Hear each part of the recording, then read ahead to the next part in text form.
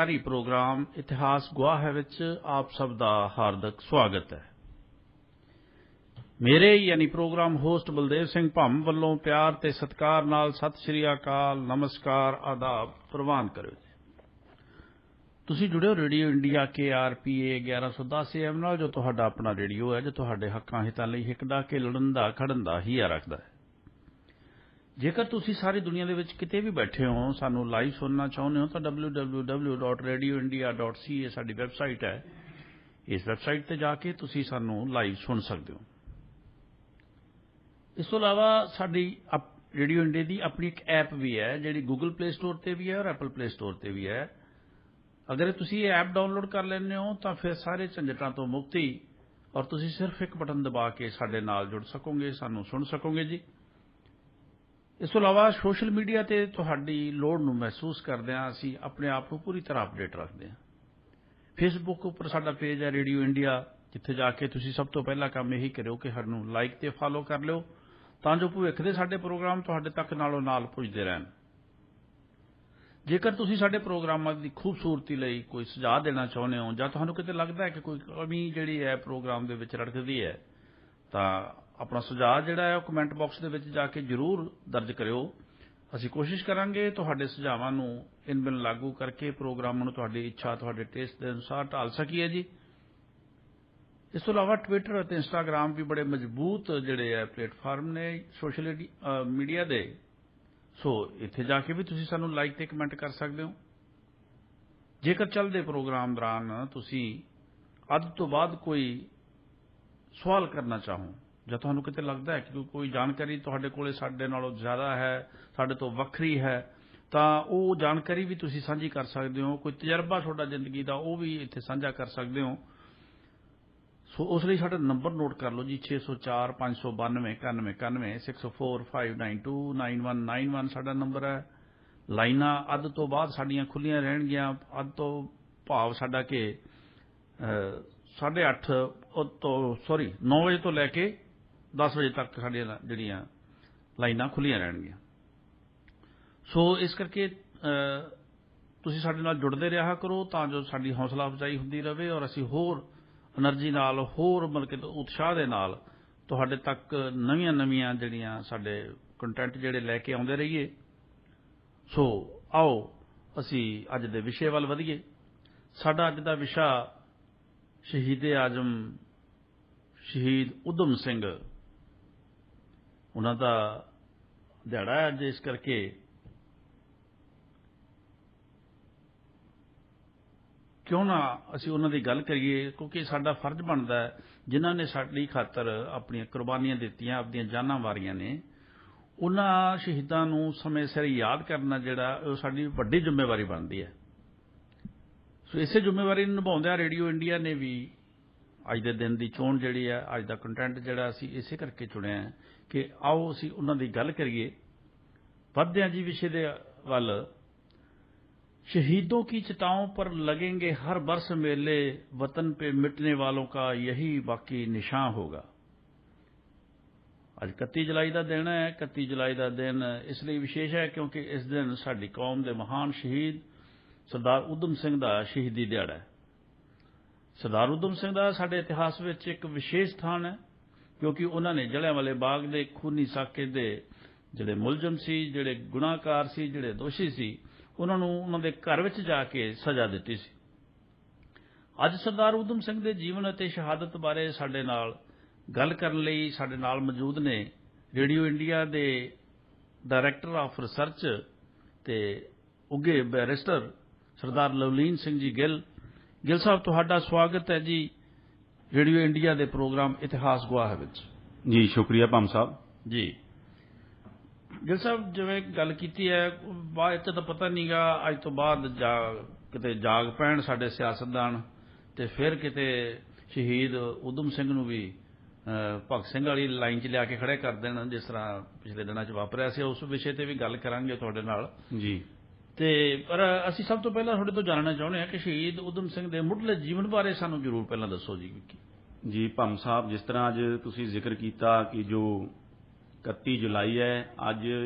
शहीद उधम सिंह जी का शहीदी दिहाड़ा है जी। ਜਿਸ ਦਿਨ ਉਹਨਾਂ ਨੇ ਬੜੀ ਸ਼ਾਨ ਦੇ ਨਾਲ ਤੇ ਬੜੀ ਸਿਦਕ ਦੇ ਨਾਲ ਜੋ ਫਾਂਸੀ ਦਾ ਫੰਦਾ ਹੈ ਜੀ ਉਸ ਨੂੰ ਚੁੰਮ ਕੇ ਜੋ ਮੌਤ ਲਾੜੀ ਹੈ ਉਸ ਨੂੰ ਵਿਆਹਿਆ ਸੀ ਜੀ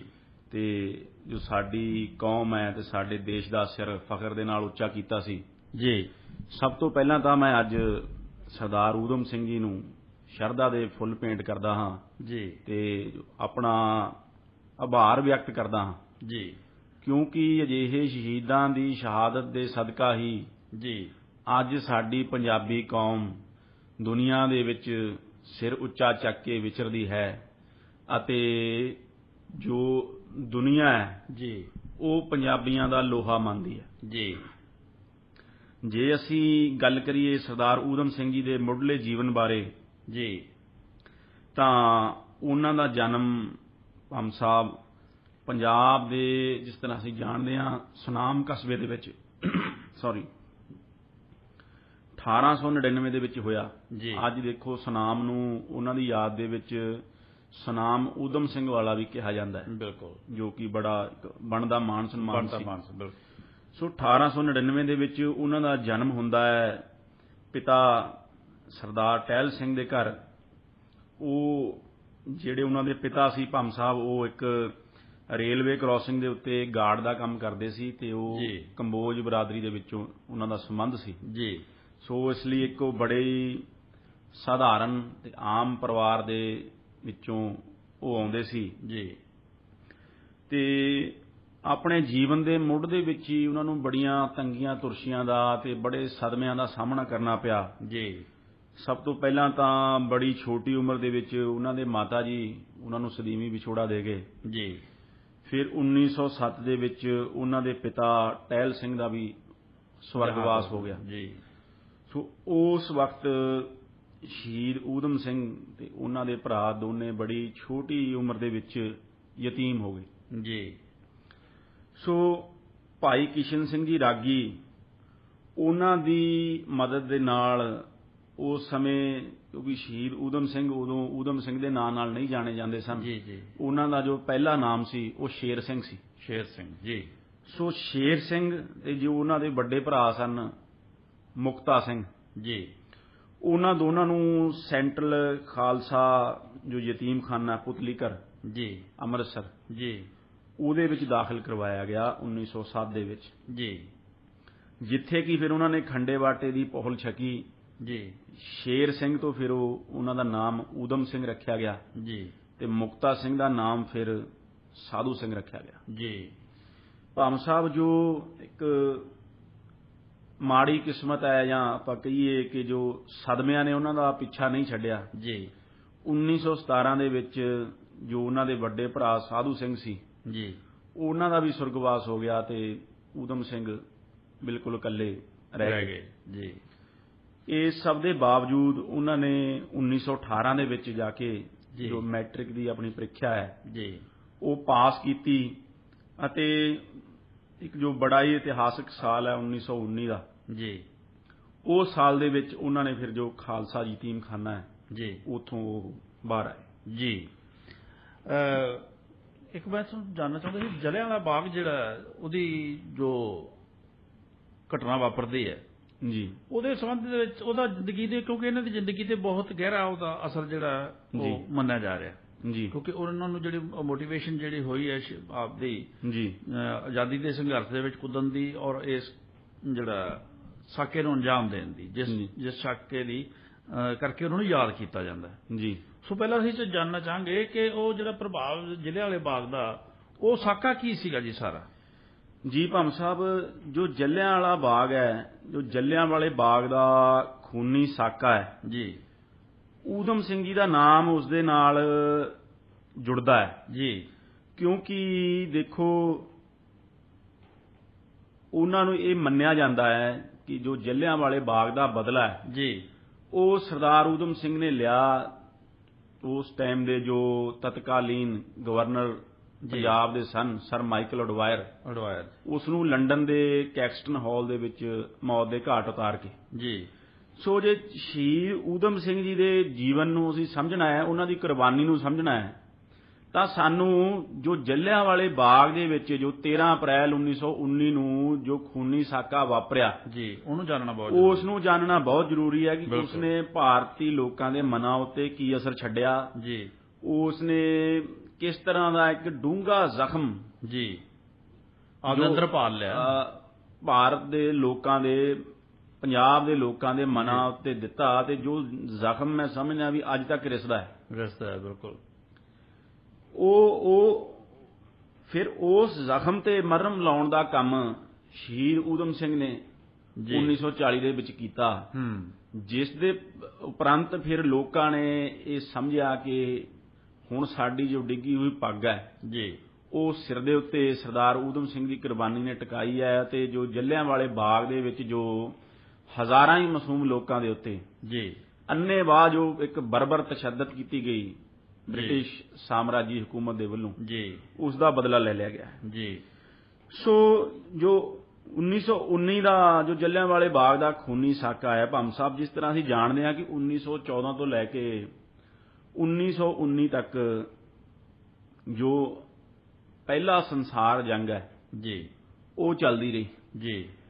ਪਹਿਲੀ ਸੰਸਾਰ ਜੰਗ ਦੇ ਵਿੱਚ ਦੇਖੋ ਜੋ ਭਾਰਤੀ ਫੌਜ ਹੈ, ਖਾਸ ਕਰਕੇ ਜੋ ਪੰਜਾਬ ਹੈ ਜੀ, ਉਸਨੇ ਬ੍ਰਿਟਿਸ਼ ਜੋ ਵਾਰ ਐਫਰਟ ਹੈ ਉਸ ਦੇ ਵਿੱਚ ਬੜਾ ਵੱਡਾ ਯੋਗਦਾਨ ਪਾਇਆ। ਬਿਲਕੁਲ। ਕਿਉਂਕਿ ਜੋ ਪੰਜਾਬ ਸੀ ਜੀ, ਉਹ ਬ੍ਰਿਟਿਸ਼ ਆਰਮੀ ਦੇ ਲਈ, ਬ੍ਰਿਟਿਸ਼ ਲੋਕਾਂ ਦੇ ਲਈ ਇੱਕ ਬਹੁਤ ਇੰਪੋਰਟੈਂਟ ਇੱਕ ਭਰਤੀ ਦੀ ਜਗ੍ਹਾ ਸੀ, ਜਿੱਥੋਂ ਉਹਨਾਂ ਨੂੰ ਬਹਾਦਰ ਤੇ ਦਲੇਰ ਜੋ ਫੌਜੀ ਜਵਾਨ ਹੈ ਜੀ, ਸਿੱਖ ਜਵਾਨ, ਉਹ ਮਿਲਿਆ ਕਰਦੇ ਸੀ ਜੀ।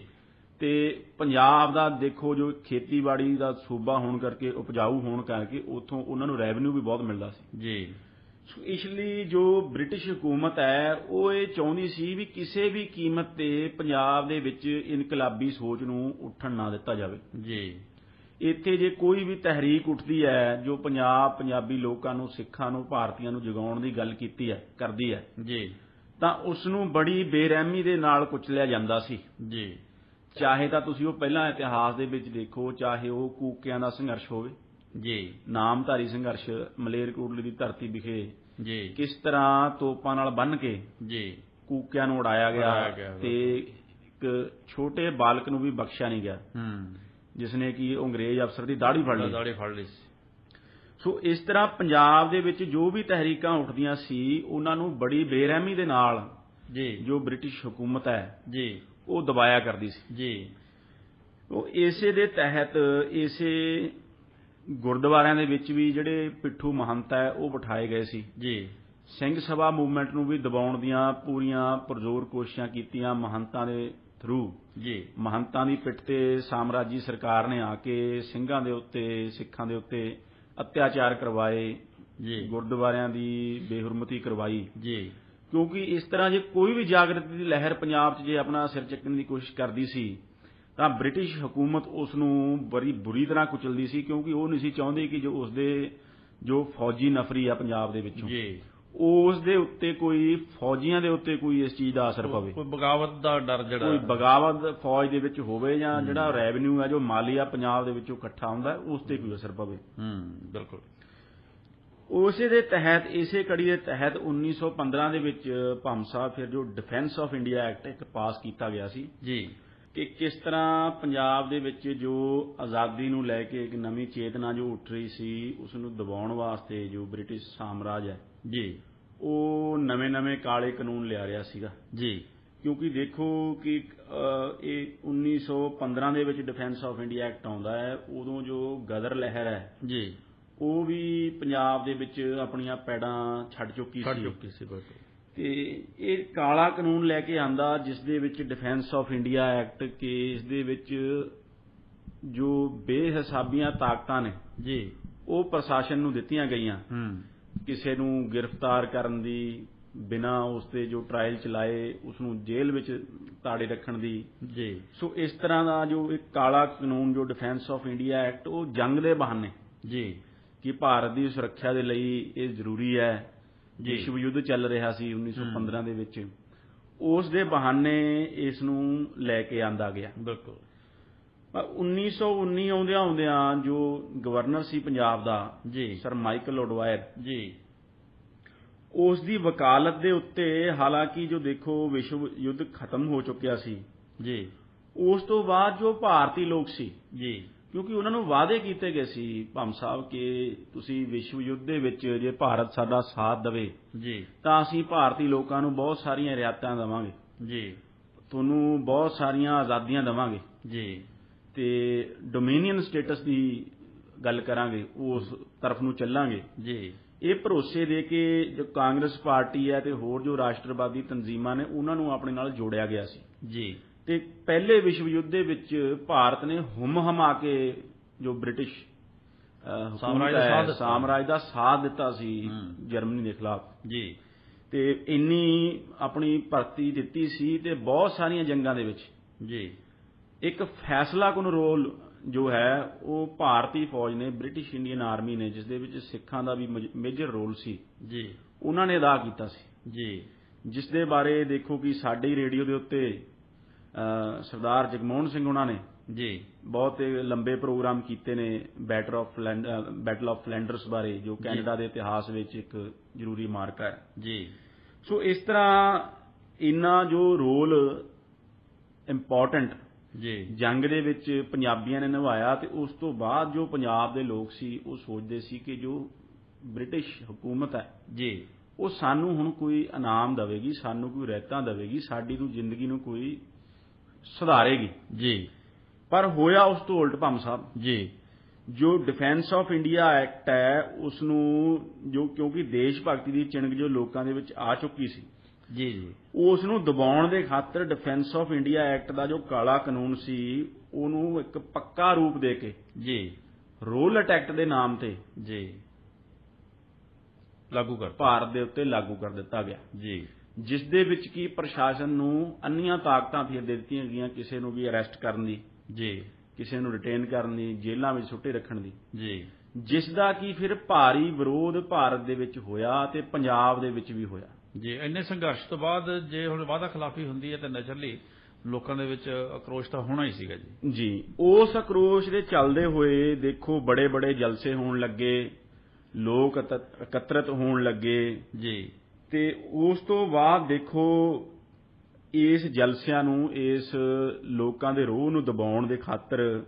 ਅੰਮ੍ਰਿਤਸਰ, ਲਾਹੌਰ ਦੇ ਵਿੱਚ, ਪੰਜਾਬ ਦੇ ਵਿੱਚ ਜੋ ਬ੍ਰਿਟਿਸ਼ ਹਕੂਮਤ ਹੈ ਉਹ ਬਹੁਤ ਅਤਿਆਚਾਰ ਕਰਨ ਲੱਗੀ। ਜੀ, ਉਹ ਇਸੇ ਲੜੀ ਦੇ ਚੱਲਦੇ ਹੋਏ ਭੰਮ ਸਾਹਿਬ ਜੋ ਦੋ ਬਹੁਤ ਹੀ ਜ਼ਰੂਰੀ ਸਿਰ ਕੱਢ ਲੀਡਰ ਸਨ ਜੀ, ਡਾਕਟਰ ਸੈਫੂਦੀਨ ਕਿਚਲੂ ਜੀ, ਤੇ ਡਾਕਟਰ ਸਤਪਾਲ ਜੀ, ਉਹਨਾਂ ਨੂੰ ਅਰੈਸਟ ਕਰ ਲਿਆ ਗਿਆ। ਉਹਨਾਂ ਦੀ ਜੋ ਇਹ ਅਰੈਸਟ ਦੇ ਖਿਲਾਫ ਲੋਕ ਜੋ ਪ੍ਰਦਰਸ਼ਨ ਕਰ ਰਹੇ ਸਨ, ਉਹਨਾਂ ਪ੍ਰਦਰਸ਼ਨਕਾਰੀਆਂ ਦੇ ਉੱਤੇ ਅੰਮ੍ਰਿਤਸਰ ਦੇ ਵਿੱਚ ਗੋਲੀ ਚੱਲੀ ਤੇ ਕਾਫੀ ਪ੍ਰਦਰਸ਼ਨਕਾਰੀ ਉੱਥੇ ਹਲਾਕ ਹੋ ਗਏ। ਜੀ, ਉਸ ਤੋਂ ਬਾਅਦ ਜੋ ਅੰਮ੍ਰਿਤਸਰ ਦੀ ਸਥਿਤੀ ਹੈ ਉਹ ਇੱਕਦਮ ਵਿਗੜੀ, ਲੋਕਾਂ ਦੇ ਵਿੱਚ ਰੋਹ ਆਇਆ ਤੇ ਜਿਸ ਨੂੰ ਫਿਰ ਰੋਕਣ ਦੇ ਵਾਸਤੇ ਗਵਰਨਰ ਨੇ ਮਾਰਸ਼ਲ ਲਾਅ, ਜੀ, ਮਾਈਕਲ ਉਡਵਾਇਰ ਨੇ ਮਾਰਸ਼ਲ ਲਾਅ ਜੀ, ਪੰਜਾਬ ਦੇ ਵਿੱਚ ਲਾਇਆ, ਯਾਨੀ ਕਿ ਮਿਲਟਰੀ ਰੂਲ ਲਾਇਆ ਤੇ ਜੋ ਜਨਰਲ ਡਾਇਰ ਹੈ ਫਿਰ ਜੀ, ਉਸ ਦੀ ਐਂਟਰੀ ਇਸ ਸਭ ਦੇ ਵਿੱਚ ਹੁੰਦੀ ਹੈ ਜੋ ਮਾਰਸ਼ਲ ਲਾਅ ਦੇ ਵਿੱਚ ਫਿਰ ਉਸ ਨੂੰ ਤਾਕਤਾਂ ਮਿਲ ਗਈਆਂ। ਜੀ, ਫਿਰ ਉਸ ਦੀ ਜੋ ਐਂਟਰੀ ਹੈ ਉਹ ਪੰਜਾਬ ਦੇ ਸੀਨ ਤੇ ਹੁੰਦੀ ਹੈ। ਜੀ, ਤੇ ਇਹ ਸਭ ਕੁਝ ਹੋਣ ਤੋਂ ਬਾਅਦ ਭੰਮ ਸਾਹਿਬ ਜੋ 13 ਅਪ੍ਰੈਲ 1999 ਦਾ ਜੋ ਖੂਨੀ ਦਿਨ, ਉਸ ਇਤਿਹਾਸਕ ਦਿਨ ਨੂੰ ਜੋ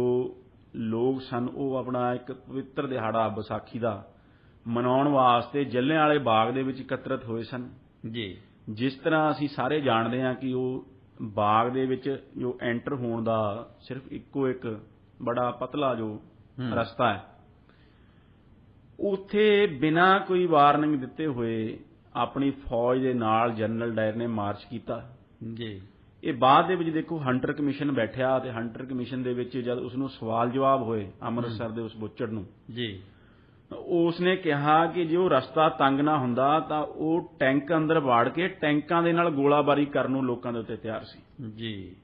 ਇਸ ਹੱਦ ਤੱਕ ਮਤਲਬ ਬਰਬਰਤਾ ਤੇ ਉਹ ਉਤਰਿਆ ਹੋਇਆ ਸੀ, ਐਡੀ ਖਤਰਨਾਕ ਮਨਸ਼ਾ ਲੈ ਕੇ ਜਾ ਰਿਹਾ ਸੀ। ਜੀ, ਉੱਥੇ ਜੋ ਉਸ ਦੇ ਟੈਂਕ ਤੇ ਉਹ ਬਖਤਰਬੰਦ ਗੱਡੀਆਂ ਤਾਂ ਐਂਟਰ ਨਾ ਹੋ ਸਕੀਆਂ,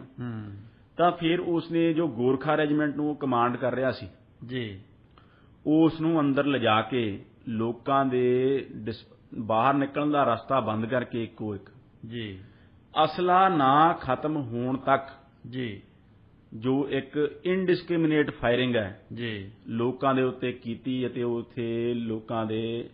ਸ਼ਾਂਤਮਈ ਇੱਕ ਆਪਣਾ ਵਿਸਾਖੀ ਦਾ ਦਿਹਾੜਾ ਮਨਾ ਰਹੇ ਲੋਕਾਂ ਦੇ ਉੱਤੇ ਜੀ ਇਸ ਤਰ੍ਹਾਂ ਦੀ ਤਸ਼ੱਦਦ ਕੀਤੀ ਤੇ ਆਹੂ ਲਾਏ ਜੀ ਤੇ ਜਿਸ ਦਾ ਇਹ ਸਾਕੇ ਦਾ ਜੋ ਦਰਦ ਹੈ ਭੰਮ ਸਾਹਿਬ ਜੀ ਉਹ ਅਸੀਂ ਅੱਜ ਤੱਕ ਮਹਿਸੂਸ ਕਰਦੇ ਹਾਂ। ਤੇ ਉੱਥੇ ਦੇਖੋ ਐਸਟੀਮੇਟ ਹੋਇਆ, ਸਰਕਾਰੀ ਐਸਟੀਮੇਟ ਹੋਇਆ, ਲਗਭਗ 300 ਦੇ ਕਰੀਬ ਲੋਕ ਹਲਾਕ ਹੋਏ ਜੀ ਪਰ ਜੋ ਲੋਕ ਹਲਾਕ ਹੋਏ ਉਹ ਉਸ ਤੋਂ ਕਈ ਜ਼ਿਆਦਾ ਇੱਕ ਇਹ ਮੰਨਿਆ ਜਾਂਦਾ ਹੈ ਕਿ 1000 ਦੇ ਕਰੀਬ ਲੋਕਾਂ ਦੀ ਮੌਤ ਹੋਈ ਉੱਥੇ ਜੀ ਤੇ 1200 ਲੋਕ ਜ਼ਖਮੀ ਹੋਏ ਜੀ ਉਸ ਦਾ ਫਿਰ ਦੇਖੋ ਲਾਜ਼ਮੀ ਹੈ ਕਿ ਇੱਕ ਵੱਡਾ ਰੋਹ ਭਾਰਤ ਦੇ ਵਿੱਚ ਪੈਦਾ ਹੀ ਹੋਣਾ ਸੀ ਤੇ ਉਹ ਸਭ ਦੀ ਨਖੇਦੀ ਉਸ ਸਾਕੇ ਦੀ ਸਭ ਨੇ ਕੀਤੀ ਤੇ ਜਿਸ ਦੇ ਵਿਰੋਧ ਦੇ ਵਿੱਚ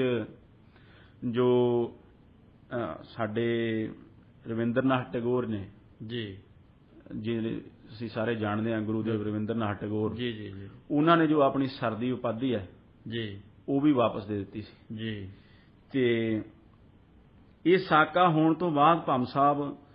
ਇਸ ਸਾਕੇ ਦੀ ਇਨਕੁਆਇਰੀ ਦੇ ਲਈ ਜਿਸ ਤਰ੍ਹਾਂ ਜਦ ਰੌਲਾ ਪੈ ਗਿਆ ਇੰਗਲੈਂਡ ਦੇ ਵਿੱਚ ਵੀ ਰੌਲਾ ਪੈ ਗਿਆ ਇੱਥੋਂ ਤੱਕ ਕਿ ਜੋ ਬਾਅਦ ਦੇ ਵਿੱਚ ਇੰਗਲੈਂਡ ਦੇ ਪ੍ਰਧਾਨ ਮੰਤਰੀ ਬਣੇ ਵਿੰਸਟਨ ਚਰਚਿਲ ਜੀ ਉਹਨਾਂ ਨੇ ਇੰਗਲੈਂਡ ਦੀ ਪਾਰਲੀਮੈਂਟ ਦੇ ਵਿੱਚ ਇਸ ਖੂਨੀ ਕਾਰੇ ਦੀ ਨਿਖੇਧੀ ਕੀਤੀ ਜੀ ਤੇ ਹੰਟਰ ਕਮਿਸ਼ਨ ਇਸ ਸਾਕੇ ਦੀ ਇਨਕੁਆਇਰੀ ਦੇ ਵਾਸਤੇ ਬਣਾਇਆ ਗਿਆ ਜੀ ਜਿਸ ਦੇ ਵਿੱਚ ਕਿ ਸਵਾਲ ਜਵਾਬ ਜਨਰਲ ਡਾਇਰ ਨੂੰ ਕੀਤੇ ਗਏ ਜਿਸ ਦੇ ਵਿੱਚ ਕਿ ਉਸਨੇ ਇਨਕਸ਼ਾਫ ਕੀਤਾ ਸਾਰੀ ਗੱਲ ਦਾ ਇਹ ਤੱਕ ਕਿਹਾ ਕਿ ਮੈਂ ਤੋਪਾਂ ਨਾਲ ਗੋਲੇ ਬਰਸਾਉਣੇ ਸੀ ਟੈਂਕਾਂ ਨਾਲ ਲੋਕਾਂ ਦੇ ਉੱਤੇ ਜੇ ਮੈਨੂੰ ਮੌਕਾ ਮਿਲਦਾ ਜੀ ਸੋ ਇਸ ਤਰ੍ਹਾਂ ਦਾ ਉਹ ਬੇਰਹਿਮ ਤੇ ਜਿਸ ਤਰ੍ਹਾਂ ਆਪਾਂ ਕਹੀਏ ਵੀ ਉਸਨੂੰ ਕੋਈ ਅਫਸੋਸ ਉਸ ਗੱਲ ਦਾ ਉਸਨੇ ਨਹੀਂ ਜਤਾਇਆ ਵੀ ਆਮ ਲੋਕਾਂ ਤੇ ਹੰਟਰ ਕਮਿਸ਼ਨ ਨੇ ਦੇਖੋ ਭੰਮ ਸਾਹਿਬ ਜਿਸ ਤਰ੍ਹਾਂ ਕਮਿਸ਼ਨ ਅਸੀਂ ਜਾਣਦੇ ਹਾਂ ਜਿਸ ਉਹ ਇੱਕ ਛੋਟੀ ਮੋਟੀ ਉਸ ਤੇ ਕਾਰਵਾਈ ਕਰਕੇ ਜੀ ਕੋਈ ਵੱਡੀ ਕਾਰਵਾਈ ਮਾਫ ਕਰਨਾ ਉਸ ਦੇ ਉੱਤੇ ਨਹੀਂ ਕੀਤੀ ਮਿੱਟੀ ਪਾਉਣ ਦੀ ਕੋਸ਼ਿਸ਼ ਕੀਤੀ ਮਤਲਬ ਕਿ ਸਾਰੇ ਕਾਸੇ ਜੀ ਉਹ ਜੇ ਸਜ਼ਾ ਦਾ ਉਹ ਹੱਕਦਾਰ ਸੀ ਉਹ ਸਜ਼ਾ ਉਹਨੂੰ ਨਹੀਂ ਮਿਲੀ ਜੀ ਮਾੜੀ ਮੋਟੀ ਉਸ ਦੇ ਖਿਲਾਫ ਜੋ ਐਡਮਿਨਿਸਟ੍ਰੇਟਿਵ ਕਾਰਵਾਈ ਹੈ ਜੀ ਉਹ ਕਰਕੇ ਉਸ ਨੂੰ ਜਾਣ ਦਿੱਤਾ ਗਿਆ ਤੇ ਇਸ ਲਈ ਜੋ ਕੋਈ ਇਨਸਾਫ ਭਾਰਤ ਦੇ ਲੋਕਾਂ ਨੂੰ ਜੀ ਉਸ ਸਾਕੇ ਦਾ ਨਹੀਂ ਮਿਲਿਆ ਸਗੋਂ ਬਹੁਤ ਸਾਰਾ ਜੋ ਐਡਮਿਨਿਸਟ੍ਰੇਸ਼ਨ ਦਾ ਹਿੱਸਾ ਸੀ ਚਾਹੇ ਉਹ ਗਵਰਨਰ ਮਾਈਕਲ ਓਡਵਾਇਰ ਸੀ ਜੀ ਉਸ ਨੇ ਡਾਇਰ ਦੀ ਪਿੱਠ ਥਾਪੜੀ ਜੀ ਇਸ ਹੌਲਨਾਕ ਕਾਰਵਾਈ ਨੂੰ ਅੰਜਾਮ ਦੇਣ ਲਈ ਐਜ ਏ ਬੌਸ ਮਤਲਬ ਕਿ ਉਹਨੇ ਉਸ ਨੂੰ ਥਾਪੀ ਦਿੱਤੀ ਤੇ ਉਸ ਦੇ ਨਾਲ ਡਟ ਕੇ ਸਟੈਂਡ ਲਿਆ ਉਸ ਦਾ ਬਚਾਅ ਕੀਤਾ ਸਰਕਾਰ ਦੇ ਵਿੱਚ ਜੀ ਇੰਗਲੈਂਡ ਤੱਕ ਜੀ ਹੋਰ ਜੋ ਉਸ ਸਮੇਂ ਭੰਮ ਸਾਹਿਬ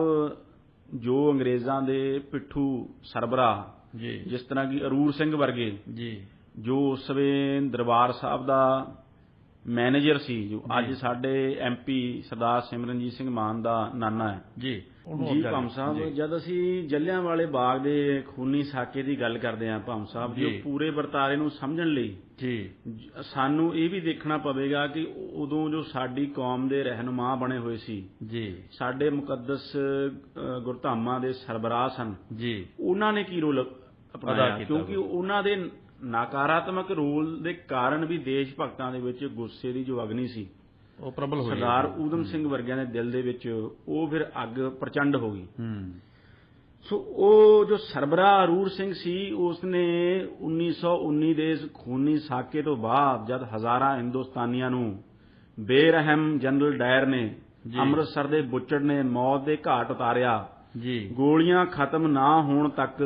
ਉਹਨਾਂ ਤੇ ਫਾਇਰਿੰਗ ਕਰਵਾਈ ਜੀ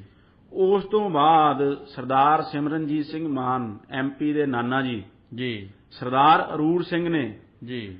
ਉਸ ਨੂੰ ਦਰਬਾਰ ਸਾਹਿਬ ਦੇ ਵਿੱਚ ਜੀ ਨਿਮੰਤਰਣ ਦੇ ਕੇ ਬੁਲਾਇਆ ਜੀ ਉੱਥੇ ਸਰੋਪੇ ਦੇ ਨਾਲ ਸਨਮਾਨਿਤ ਕੀਤਾ ਅਤੇ 5 ਕਕਾਰਾਂ ਦਾ ਅਪਮਾਨ ਕਰਦਿਆਂ ਹੋਇਆਂ ਉਸ ਨੂੰ 5 ਕਕਾਰ ਪਹਿਨਾਏ ਜੀ ਅਤੇ ਆਨਰਰੀ ਸਿੱਖ ਬਣਾਇਆ ਜੀ ਉਸ ਨੂੰ ਸਿਗਰਟ ਪੀਣ ਦੀ ਖੁੱਲ੍ਹ ਦਿੱਤੀ ਜੀ ਅਤੇ ਉਸ ਨੂੰ ਕੇਸ ਨਾ ਰੱਖਣ ਦੀ ਵੀ ਖੁੱਲ੍ਹ ਦਿੱਤੀ ਸਿੱਖ ਬਣਨ ਦੇ ਉਪਰੰਤ ਆਨਰਰੀ ਸਿੱਖ ਬਣਨ ਦੇ ਉਪਰੰਤ ਜੀ ਜੀ ਅਤੇ ਜੋ ਸਾਡੇ ਦੇਸ਼ ਭਗਤ ਸਨ ਜੋ ਸਾਡੇ ਗਦਰੀ ਬਾਬੇ ਸਨ ਜੀ ਉਹਨਾਂ ਦੇ ਖਿਲਾਫ ਅਸਿੱਖ ਹੋਣ ਦੇ ਫਤਵੇ ਦਰਬਾਰ ਸਾਹਿਬ ਜਾਰੀ ਹੁੰਦੇ ਰਹੇ ਉੱਥੋਂ ਜਾਰੀ ਕਰਵਾਏ ਜੀ ਸੋ ਇਹਨਾਂ ਜੋ ਕਾਰਵਾਈਆਂ ਅੰਗਰੇਜ਼ਾਂ ਦੇ ਝੋਲੀ ਚੱਕ ਸਰਬਰਾਹਾਂ ਵੱਲੋਂ ਜਿਨ੍ਹਾਂ ਦੀਆਂ ਔਲਾਦਾਂ ਅੱਜ MP ਤੇ ਦੂਸਰਾ ਜੋ ਸੁੰਦਰ ਸਿੰਘ ਮਜੀਠੀਆ ਜੀ ਉਹਨਾਂ ਦੀਆਂ ਔਲਾਦਾਂ ਜੋ ਵਜ਼ੀਰੀਆਂ ਭੋਗ ਰਹੀਆਂ ਨੇ ਅੱਜ ਪੰਜਾਬ ਦੇ ਲੋਕਾਂ ਦੇ ਸਿਰ ਤੇ ਜੀ ਸੁੰਦਰ ਸਿੰਘ ਮਜੀਠੀਏ ਨੇ ਵੀ ਭੰਮ ਸਾਹਿਬ ਉਹ ਡਿਨਰ ਰਾਤ ਦਾ ਜਨਰਲ ਡਾਇਰ ਨੂੰ ਆਪਣੇ ਘਰੇ ਕਰਵਾਇਆ ਸੀ ਜੀ ਇਹ ਵੀ ਉਸੇ ਬਰੀਡ ਦੇ ਵਿੱਚੋਂ ਸੀ ਰੂਟ ਸਿੰਘ ਵਾਲੀ ਵਿੱਚੋਂ ਬਿਲਕੁਲ ਬਿਲਕੁਲ ਜੋ ਜਿਸ ਨੇ ਡਿਨਰ ਕਰਵਾਇਆ ਉਸ ਦੀਆਂ ਔਲਾਦਾਂ ਨੇ ਵਜ਼ੀਰੀਆਂ ਭੋਗੀਆਂ ਜੀ ਜਿਸ ਨੇ ਸਰੋਪੇ ਦਿੱਤੇ ਉਸ ਦੀਆਂ ਔਲਾਦਾਂ ਨੇ ਅਫਸਰੀਆਂ ਭੋਗੀਆਂ ਤੇ ਅੱਜ MP ਬਣੇ ਬੈਠੇ ਨੇ ਜੀ ਜਿਨ੍ਹਾਂ ਨੇ ਸਾਨੂੰ ਉਸ ਖੂਨੀ ਸਾਕੇ ਦਾ ਬਦਲਾ ਲਿਆ ਜੀ ਸਾਡੀ ਡਿੱਗੀ ਹੋਈ ਵਕਾਰ ਨੂੰ ਚੱਕਿਆ ਸਾਨੂੰ ਦੁਨੀਆ ਦੇ ਵਿੱਚ ਗਰਦਨ ਚੱਕ ਕੇ ਜਿਉਣ ਜੋਗਾ ਕੀਤਾ ਜੀ ਉਹਨਾਂ ਦੀਆਂ ਔਲਾਦਾਂ ਭੰਮ ਸਾਹਿਬ ਅੱਜ ਸੁਨਾਮ ਵਿਖੇ ਦਿਹਾੜੀਆਂ ਕਰਨ ਤੇ ਮਜਬੂਰ ਨੇ ਬਿਲਕੁਲ ਬਿਲਕੁਲ ਇਹ ਗੱਲ ਹਰੇਕ ਪੰਜਾਬੀ ਨੂੰ ਪਤਾ ਹੋਣੀ ਆਪਦੇ ਮਨ ਦੇ ਵਿੱਚ ਸੋਚਣੀ ਚਾਹੀਦੀ ਹੈ ਕਿ ਜੋ ਸ਼ਹੀਦ ਊਧਮ ਸਿੰਘ ਦਾ ਪਰਿਵਾਰ ਹੈ ਉਹ ਦਿਹਾੜੀਆਂ ਕਰ ਰਿਹਾ ਹੈ ਜੀ ਸੁਨਾਮ ਦੇ ਵਿੱਚ ਜੀ ਤੇ ਜੋ ਅੰਗਰੇਜ਼ਾਂ ਦੇ ਪਿੱਠੂ ਝੋਲੀ ਚੱਕ ਡਿਪਟੀ ਕਮਿਸ਼ਨਰਾਂ ਦੀ ਜੁੱਤੀ ਪਾਲਿਸ਼ ਕਰਨ ਵਾਲੇ ਜੀ ਉਹਨਾਂ ਦੀਆਂ ਔਲਾਦਾਂ ਅੱਜ MP ਤੇ ਮਿਨਿਸਟਰ ਬਣ ਕੇ ਸਾਡੇ ਸਿਰਾਂ ਦੇ ਉੱਤੇ ਰਾਜ ਕਰ ਰਹੀਆਂ ਨੇ ਜੀ ਇਹੀ ਹਾਲ ਭਗਤ ਸਿੰਘ ਹੋਣਾ ਦੇ ਪਰਿਵਾਰ ਨਾਲ ਵੀ ਹੋਇਆ ਭਗਤ ਸਿੰਘ ਹੋਣਾ ਦੇ ਜਵਾਈ ਦੀ ਜਿਹੜੀ ਹੈ ਉਹ ਕਤਲ ਕੀਤਾ ਜਾਂਦਾ ਉਹਦਾ ਇਨਸਾਫ ਲੈਣ ਲਈ ਜਦੋਂ ਪਰਿਵਾਰ ਸਾਡੇ ਸੋ ਕਾਲਡ ਜਿਹੜੇ ਭਗਤ ਸਿੰਘ ਦੇ ਜਿਹੜੇ ਅਨੁਆਈ ਹੈ ਉਹਨਾਂ ਦੇ ਕੋਲੇ ਜਾਂਦੇ ਆ ਤੇ ਉਹ ਮਿਲਣ ਤੋਂ ਵੀ ਨਾ ਕਰ ਦਿੰਦੇ ਆ ਉਹ 2-2 ਘੰਟੇ ਬਿਠਾ ਕੇ ਵਿਚਾਰਿਆਂ ਨੂੰ ਧੁੱਪੇ ਖੜੇ ਕਰਾ ਕੇ ਬਾਹਰ ਭੇਜ ਦਿੰਦੇ ਆ ਹਾਂਜੀ ਜੇ ਇਹਨਾਂ ਇਹ ਸੋਚ ਕੇ ਤਾਂ ਸਾਡੇ ਸ਼ਹੀਦਾਂ ਨੇ ਮਤਲਬ ਕਿ ਆਪਣੀ ਜਾਨਾਂ ਦੀਆਂ ਆਹੂਤੀਆਂ ਨਹੀਂ ਨਾ ਦਿੱਤੀਆਂ ਸੀ ਵੀ ਅਸੀਂ ਇਹੋ ਜਿਹਾ ਸਮਾਜ ਸਿਰਜਣ ਲੱਗੇ ਆ ਜਾਂ ਇਹੋ ਜਿਹਾ ਨਿਜ਼ਾਮ ਸਿਰਜ ਕੇ ਦੇਣ ਲੱਗੇ ਆ ਜਿਹਦੇ ਵਿੱਚ ਆਹ ਕੁਝ ਹੋਊਗਾ ਜੀ ਭੰਮ ਸਾਹਿਬ ਕਿਉਂਕਿ ਪੁਤਲੇ ਲਾਉਣ ਨਾਲ ਸ਼ਹੀਦਾਂ ਦੇ ਕੁਝ ਅਚੀਵ ਨਹੀਂ ਹੁੰਦਾ ਸ਼ਹੀਦਾਂ ਦੀ ਸੋਚ ਤੇ ਪਹਿਰਾ ਦੇਣ ਨਾਲ ਬਿਲਕੁਲ ਜੋ ਬਸੰਤੀ ਰੰਗ ਦੀਆਂ ਪੱਗਾਂ ਸਿਰ ਤੇ ਬੰਨ੍ਹ ਕੇ ਕੋਈ ਇਨਕਲਾਬੀ ਨਹੀਂ ਬਣ ਜਾਂਦਾ ਬਿਲਕੁਲ ਇਨਕਲਾਬੀ ਹੋਣ ਲਈ ਇੱਕ ਆਜ਼ਾਦ ਸੋਚ ਦਾ ਹੋਣਾ ਜ਼ਰੂਰੀ ਹੈ ਬਿਲਕੁਲ ਬਿਲਕੁਲ ਸੋ ਅਸੀਂ ਗੱਲ ਕਰ ਰਹੇ ਹਾਂ ਜੀ ਸੋ ਇਸ ਤਰ੍ਹਾਂ ਭੰਮ ਸਾਹਿਬ ਮੇਰੇ ਕਹਿਣ ਦਾ ਭਾਵ ਹੈ ਕਿ ਜਦ ਇਨਸਾਫ ਨਾ ਮਿਲਿਆ ਜੀ ਹੰਟਰ ਕਮਿਸ਼ਨ ਕੋਲੋਂ ਜੀ ਤੇ ਸਗੋਂ ਉਸ ਦੀ ਪਿੱਠ ਥਾਪੜੀ ਗਈ ਜਨਰਲ ਡਾਇਰ ਦੀ ਤੇ ਅੰਗਰੇਜ਼ਾਂ ਦੇ ਪਿੱਠੂਆਂ ਨੇ ਉਸ ਨੂੰ ਸਰੋਪੇ ਦੇ ਕੇ ਜੋ ਸਾਡੀ ਅਪਮਾਨ ਦੀ ਅੱਗ ਹੈ ਉਸ ਦੇ ਵਿੱਚ ਘਿਓ ਪਾਉਣ ਦਾ ਹੋਰ ਕੰਮ ਕੀਤਾ ਫਿਰ ਸਰਦਾਰ ਊਧਮ ਸਿੰਘ ਦੇਖੋ ਕਈ ਲੋਕ ਤਾਂ ਕਹਿੰਦੇ ਆ ਕਿ ਉਹ ਉਸ ਸਮੇਂ ਜੱਲਿਆਂਵਾਲੇ ਬਾਗ ਦੇ ਵਿੱਚ ਹਾਜ਼ਰ ਸਨ ਪਰ ਇਸ ਦਾ ਕੋਈ ਪੁਖਤਾ ਇਤਿਹਾਸਕ ਸਰੋਤ ਨਹੀਂ ਮਿਲਦਾ ਕਈ ਲੋਕ ਕਹਿੰਦੇ ਆ ਵੀ ਉਹ ਮੌਕੇ ਤੇ ਹਾਜ਼ਰ ਨਹੀਂ ਸਨ ਪਰ ਉਹ ਲਾਜ਼ਮ ਹੈ ਕਿ ਸਭ ਦੇ ਜਿਵੇਂ ਦਿਲ ਦੇ ਵਿੱਚ ਰੋਹ ਆਇਆ ਤਾਂ ਉਹਨਾਂ ਦੇ ਦਿਲ ਦੇ ਵਿੱਚ ਵੀ ਰੋਹ ਆਇਆ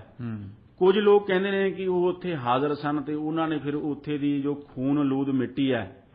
ਉਹ ਆਪਣੀ ਮੁੱਠੀ ਦੇ ਵਿੱਚ ਫੜ ਕੇ ਆਪਣੇ ਮੱਥੇ ਨੂੰ ਲਾ ਕੇ ਇਹ ਕਸਮ ਚੁੱਕੀ ਕਿ ਉਹ ਇੱਕ ਨਾ ਇੱਕ ਦਿਨ ਇਸ ਖੂਨੀ ਸਾਕੇ ਦਾ ਬਦਲਾ ਜ਼ਰੂਰ ਲੈਣਗੇ ਲਵਲੀਨ ਜੀ ਇੱਕ ਦੱਸੋ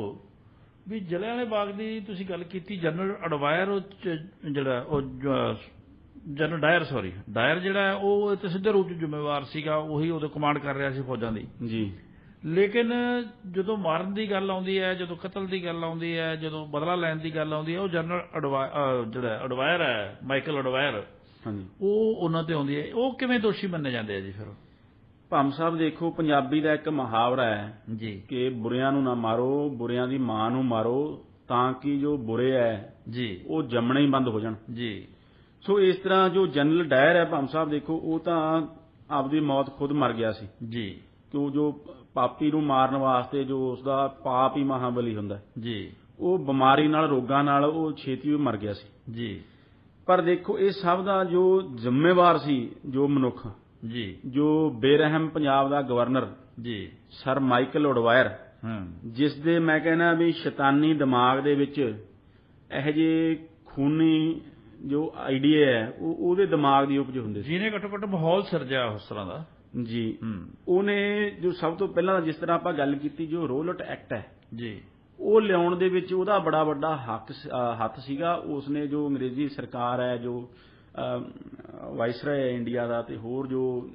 ਉੱਥੇ ਇੰਗਲੈਂਡ ਦੇ ਵਿੱਚ ਸਰਕਾਰ ਹੋਇਆ ਕਰਦੀ ਸੀ ਜੀ, ਉਹਨਾਂ ਨੂੰ ਇਹ ਗੱਲ ਜਚਾਈ ਕਿ ਜੋ ਰੋਲਟ ਐਕਟ ਲਿਆਉਣਾ ਹੈ ਉਹ ਬਹੁਤ ਲਾਜ਼ਮੀ ਹੈ ਜੇ ਤੁਸੀਂ ਪੰਜਾਬ ਨੂੰ ਕੰਟਰੋਲ ਦੇ ਵਿੱਚ ਰੱਖਣਾ ਹੈ ਜੀ, ਕਿਉਂਕਿ ਪੰਜਾਬ ਦੇ ਵਿੱਚ ਜੋ ਬਗਾਵਤ ਹੈ ਵੀ ਉਹ ਆਪਣਾ ਸਰ ਚੁੱਕ ਰਹੀ ਹੈ ਜੀ, ਉਸਨੇ ਇਸ ਤਰ੍ਹਾਂ ਦੇ ਉਹਨਾਂ ਨੂੰ ਮਤਲਬ ਡਰਾਬੇ ਦਿਖਾਏ ਕਿ ਜੋ 1857 ਦਾ ਗਦਰ ਹੈ ਉਹ ਉਸ ਤਰ੍ਹਾਂ ਦਾ ਗਦਰ ਦੁਬਾਰਾ ਪੰਜਾਬ 'ਚ ਹੋ ਜਾਊਗਾ ਜੀ, ਸੋ ਇਸ ਤਰ੍ਹਾਂ ਉਹ ਕਾਲੇ ਕਾਨੂੰਨਾਂ ਨੂੰ ਲਿਆਉਣ ਵਾਲਾ ਉਹ ਸ਼ਖਸ ਉਹ ਇੱਕ ਜ਼ਰੂਰੀ ਉਸਨੇ ਉਸ ਦੇ ਵਿੱਚ ਮਹੱਤਵਪੂਰਨ ਰੋਲ ਅਦਾ ਕੀਤਾ ਜੀ, ਫਿਰ ਦੇਖੋ ਵੀ ਜਦ ਇਹ ਸਾਰਾ ਕਾਰਾ ਹੋ ਗਿਆ ਉਹ ਉਸਨੇ ਫਿਰ ਉਹ ਜਨਰਲ ਡਾਇਰ ਦੀ ਪਿੱਠ ਤੇ ਆ ਗਿਆ ਤੇ ਉਸ ਨੂੰ ਪਿੱਠ ਥਾਪੜੀ ਉਸਦੀ ਸ਼ਾਬਾਸ਼ੀ ਦਿੱਤੀ ਤੇ ਇਹ ਸਭ ਕਰਕੇ ਭੰਮ ਸਾਹਿਬ ਉਹਦਾ ਜੋ ਜੀ ਨਾ ਭਰਿਆ ਤੇ ਉਸਨੇ ਫਿਰ ਜੋ ਹਵਾਈ ਬੰਬਿੰਗ ਜੀ, ਤੇ ਜੋ ਮਸ਼ੀਨ ਗਨ ਫਾਇਰ ਹੈ ਜੀ, ਉਹ ਵੀ ਗੁਜਰਾਂਵਾਲੇ ਦੇ ਵਿੱਚ ਕਰਵਾਇਆ ਜੀ, ਉਹ ਇਸ ਹੱਦ ਤੱਕ ਜਾਣ ਨੂੰ ਤਿਆਰ ਸੀ ਕਿ ਉਹ ਆਪਣੀ ਇੱਕ ਜੋ ਸਿਵਿਲੀਅਨ ਪਾਪੂਲੇਸ਼ਨ ਹੈ ਜੀ, ਉਸ ਦੇ ਉੱਤੇ ਹਵਾਈ ਹਮਲਾ ਕਰਨ ਦਾ ਵੀ ਉਹ ਮਨਸੂਬਾ ਰੱਖਦਾ ਸੀ ਤੇ ਮਸ਼ੀਨ ਗਨ ਦੇ ਨਾਲ ਵੀ ਉਸਨੇ ਗੁਜਰਾਂਵਾਲੇ ਦੇ ਵਿੱਚ ਫਾਇਰਿੰਗ ਕਰਵਾਈ, ਲੋਕਾਂ ਦੇ ਉੱਤੇ ਫਾਇਰਿੰਗ ਕਰਵਾਈ ਜੀ, ਸੋ ਇਸ ਤਰ੍ਹਾਂ ਦਾ ਉਹ ਗਵਰਨਰ ਸੀ ਤੇ ਉਹ ਭਾਰਤੀਆਂ ਦੇ ਬਾਰੇ ਜੀ, ਬਹੁਤ ਹੀ ਜੋ ਮਾੜੇ ਵਿਚਾਰ ਆਪਣੇ ਦਿਮਾਗ ਦੇ ਵਿੱਚ ਰੱਖਦਾ ਸੀ ਜੀ, ਜਿਸ ਤਰ੍ਹਾਂ ਦੇ ਜੋ ਬ੍ਰਿਟਿਸ਼ ਸ਼ਾਸਕ ਹੈ ਉਹ ਰੱਖਦੇ ਹੀ ਸੀ ਜੀ, ਬਿਲਕੁਲ, ਕਿ ਜੋ ਭਾਰਤੀ ਲੋਕ ਨੇ ਉਹ ਆਪਣੇ ਜੋ ਸੈਲਫ ਗਵਰਨੈਂਸ ਹੈ ਸਵਰਾਜ ਦੇ ਵਾਸਤੇ ਤਿਆਰ ਨਹੀਂ ਜੀ, ਇਹ ਲੋਕ ਕੋਈ ਆਪਣੇ ਆਪ ਰਾਜ ਨਹੀਂ ਕਰ ਸਕਦੇ ਇਹਨਾਂ 'ਚ ਸੱਭਿਅਤਾ ਦੀ ਕਮੀ ਹੈ ਇਸ ਤਰ੍ਹਾਂ ਦੇ ਜੋ ਇੱਕ ਸਾਮਰਾਜਵਾਦੀ ਤੇ ਇੱਕ ਬਸਤੀਵਾਦੀ ਸੋਚ ਦਾ ਜੀ, ਉਹ ਮਨੁੱਖ ਮਾਲਕ ਸੀ ਤੇ ਭੰਮ ਸਾਹਿਬ ਇੱਕ ਗੱਲ ਹੋਰ ਬੜੀ ਜੋ ਦਿਲਚਸਪ ਹੈ ਜੀ, ਕਿ ਇਹ ਜੋ ਮਨੁੱਖ ਇਹ ਜੋ ਸਰ ਮਾਈਕਲ ਐਡਵਾਇਰ ਸੀ ਜੀ, ਇਹ ਇੰਗਲਿਸ਼ ਨਹੀਂ ਸੀ ਅੱਛਾ, ਇਸ ਦਾ ਤਾਲੁਕ ਜੋ ਹੈ ਉਹ ਆਇਰਲੈਂਡ ਦੇ ਨਾਲ ਸੀ ਓਕੇ, ਇਸ ਗੱਲ ਨੂੰ ਦੇਖ ਕੇ ਦੇਖੋ ਹੋਰ ਹੈਰਾਨੀ ਹੁੰਦੀ ਹੈ ਕਿਉਂਕਿ ਜੋ ਆਇਰਲੈਂਡ ਹੈ ਜੀ, ਉਹ ਉਸਨੇ ਖੁਦ ਜੋ ਇੰਗਲਿਸ਼ ਸਾਮਰਾਜਵਾਦ ਹੈ ਜੀ, ਉਸ ਦਾ ਸੰਤਾਪ ਹੰਡਾਇਆ ਬਾਅਦ ਦੇ ਵਿੱਚ ਜੋ ਆਇਰਲੈਂਡ ਹੈ ਉਹ ਆਜ਼ਾਦ ਵੀ ਹੋਇਆ ਜੀ, ਇਹਨਾਂ ਦੇ ਕੋਲੋਂ ਹੁਣ ਆਇਰਲੈਂਡ ਇੱਕ ਆਜ਼ਾਦ ਮੁਲਕ ਹੈ ਜੀ, ਨਾਰਥ ਆਇਰਲੈਂਡ ਦਾ ਕੁਝ ਹਿੱਸਾ ਹੈ ਜੋ ਯੂਨਾਈਟਿਡ ਯੂਕੇ ਦੇ ਵਿੱਚ ਹੈ ਬਾਕੀ ਜੋ ਰਿਪਬਲਿਕ ਆਫ ਆਇਰਲੈਂਡ ਹੈ ਉਹ ਇੱਕ ਆਜ਼ਾਦ ਮੁਲਕ ਹੈ ਜੀ, ਤੇ ਉਹਨਾਂ ਦਾ ਇੱਕ ਉਹ ਵੀ ਐਂਟੀ ਕਲੋਨੀਅਲ ਜੋ ਲੀਗੇਸੀ ਹੈ ਜੋ ਬਸਤੀਵਾਦ ਦੀ ਲੀਗੇਸੀ ਹੈ ਉਹਦਾ ਸ਼ਿਕਾਰ ਉਹ ਹੋਏ ਨੇ ਉੱਥੇ ਵੀ ਬੜੀਆਂ ਜ਼ਿਆਦਤੀਆਂ ਆਇਰਲੈਂਡ ਦੇ ਵਿੱਚ ਲੋਕਾਂ ਦੇ ਨਾਲ ਹੋਈਆਂ ਤੇ ਬਾਅਦ ਦੇ ਵਿੱਚ ਦੇਖੋ ਜੋ ਆਇਰਲੈਂਡ ਦੇ ਵਿੱਚ ਇੱਕ ਆਜ਼ਾਦੀ ਦੀ ਬੜੀ ਵੱਡੀ ਤਨਜ਼ੀਮ ਚੱਲੀ ਜਿਸ ਦੇ ਵਿੱਚ ਕਿ ਇੱਕ ਖਾੜਕੂ ਪੱਖ ਵੀ ਸੀ ਜਿਨ੍ਹਾਂ ਨੇ ਫਿਰ ਆਇਰਲੈਂਡ ਦੇ ਲੋਕਾਂ ਨੇ ਜੋ ਕੁਝ ਵੱਡੀਆਂ ਜੋ ਸਿਆਸੀ ਕਤਲ ਹੈ ਉਹਨਾਂ ਨੂੰ ਅੰਜਾਮ ਦਿੱਤਾ ਜੀ ਜਿਸ ਦੇ ਵਿੱਚੋਂ ਕਿ ਇੱਕ ਜੋ ਇੰਡੀਆ ਦੇ ਆਖਰੀ ਵਾਇਸਰਾਏ ਸਨ ਜੀ ਉਹਨਾਂ ਦਾ ਵੀ ਜੋ ਲਾਰਡ ਮਾਊਂਟਬੈਟਨ ਹੈ ਉਹਨਾਂ ਦਾ ਕਤਲ ਵੀ ਫਿਰ ਆਇਰਲੈਂਡ ਦੇ ਜੋ ਕ੍ਰਾਂਤੀਕਾਰੀ ਹੈ ਉਹਨਾਂ ਨੇ ਕੀਤਾ ਉਹਨਾਂ ਦੇ ਹੱਥੋਂ ਹੋਇਆ ਜੀ ਸੋ ਇੱਕ ਅਜਿਹੇ ਬੈਕਗ੍ਰਾਉਂਡ ਦੇ ਵਿੱਚ ਉਹ ਮਨੁੱਖ ਆਇਆ ਸੀ ਤੇ ਉਹ ਆਇਰਲੈਂਡ ਦੀ ਆਜ਼ਾਦੀ ਦਾ ਸਮਰਥਨ ਕਰਦਾ ਸੀ ਜੀ ਜੇ ਤੁਸੀਂ ਆਇਰਲੈਂਡ ਦਾ ਇਤਿਹਾਸ ਪੜ੍ਹ ਕੇ ਦੇਖੋ ਪਰ ਉਹ ਭਾਰਤ ਦੇ ਵਿੱਚ ਪੰਜਾਬ ਦੇ ਵਿੱਚ ਆ ਕੇ ਦੇਖੋ ਉਸੇ ਬਸਤੀਵਾਦੀ ਦਾ ਸ਼ਿਕਾਰ ਹੋ ਰਹੇ ਲੋਕਾਂ ਨੂੰ ਦੇ ਉੱਤੇ ਉਸਨੇ ਕਿਸ ਤਰ੍ਹਾਂ ਦੇ ਜ਼ੁਲਮ ਢਾਏ ਜੀ ਤੇ ਉਹ ਕਹਿੰਦਾ ਸੀ ਕਿ ਜੋ ਭਾਰਤ ਦੇ ਲੋਕ ਹੈ ਉਹ ਆਜ਼ਾਦੀ ਦੇ ਕਾਬਿਲ ਨਹੀਂ ਜੀ ਸੋ ਇਸ ਤਰ੍ਹਾਂ ਦੇ ਬੈਕਗ੍ਰਾਉਂਡ ਤੋਂ ਆਇਰਲੈਂਡ ਦੇ ਵਿੱਚੋਂ ਹੋਣ ਦੇ ਬਾਵਜੂਦ ਉਸਨੇ ਇਸ ਤਰ੍ਹਾਂ ਦੇ ਜੋ ਜ਼ੁਲਮ ਹੈ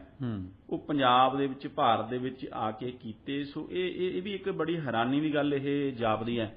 ਸੋ ਆਇਰਲੈਂਡ ਦੇ ਇਤਿਹਾਸ ਦੇ ਵਿੱਚ ਵੀ ਇਸ ਉੱਤੇ ਬੜੀ ਚਰਚਾ ਹੁੰਦੀ ਹੈ ਕਿ ਇੱਕ ਆਇਰਿਸ਼ ਬੰਦੇ ਨੇ ਜੋ ਆਇਰਲੈਂਡ ਦੀ ਆਜ਼ਾਦੀ ਦਾ ਸਮਰਥਨ ਕਰਦਾ ਸੀ ਜੀ ਇਸ ਤਰ੍ਹਾਂ ਦਾ ਖੂਨੀ ਕਾਰਾ ਪੰਜਾਬ ਦੀ ਧਰਤੀ ਦੇ ਉੱਤੇ ਜਾ ਕੇ ਕੀਤਾ ਜੀ ਬਿਲਕੁਲ ਲਵਲੀਨ ਜੀ ਇੱਕ ਦੱਸੋ ਵੀ ਸ਼ਹੀਦ ਊਧਮ ਸਿੰਘ ਦਾ ਜ਼ਿਕਰ ਉਦੋਂ ਆਉਂਦਾ ਹੈ ਜਦੋਂ 1940 ਦੇ ਵਿੱਚ ਇਹ ਘਟਨਾ ਵਾਪਰ ਜਾਂਦੀ ਹੈ ਜਦੋਂ ਇਹ ਜਨਰਲ ਐਡਵਾਇਰ ਨੂੰ ਮਾਰ ਦਿੰਦੇ ਆ ਜੀ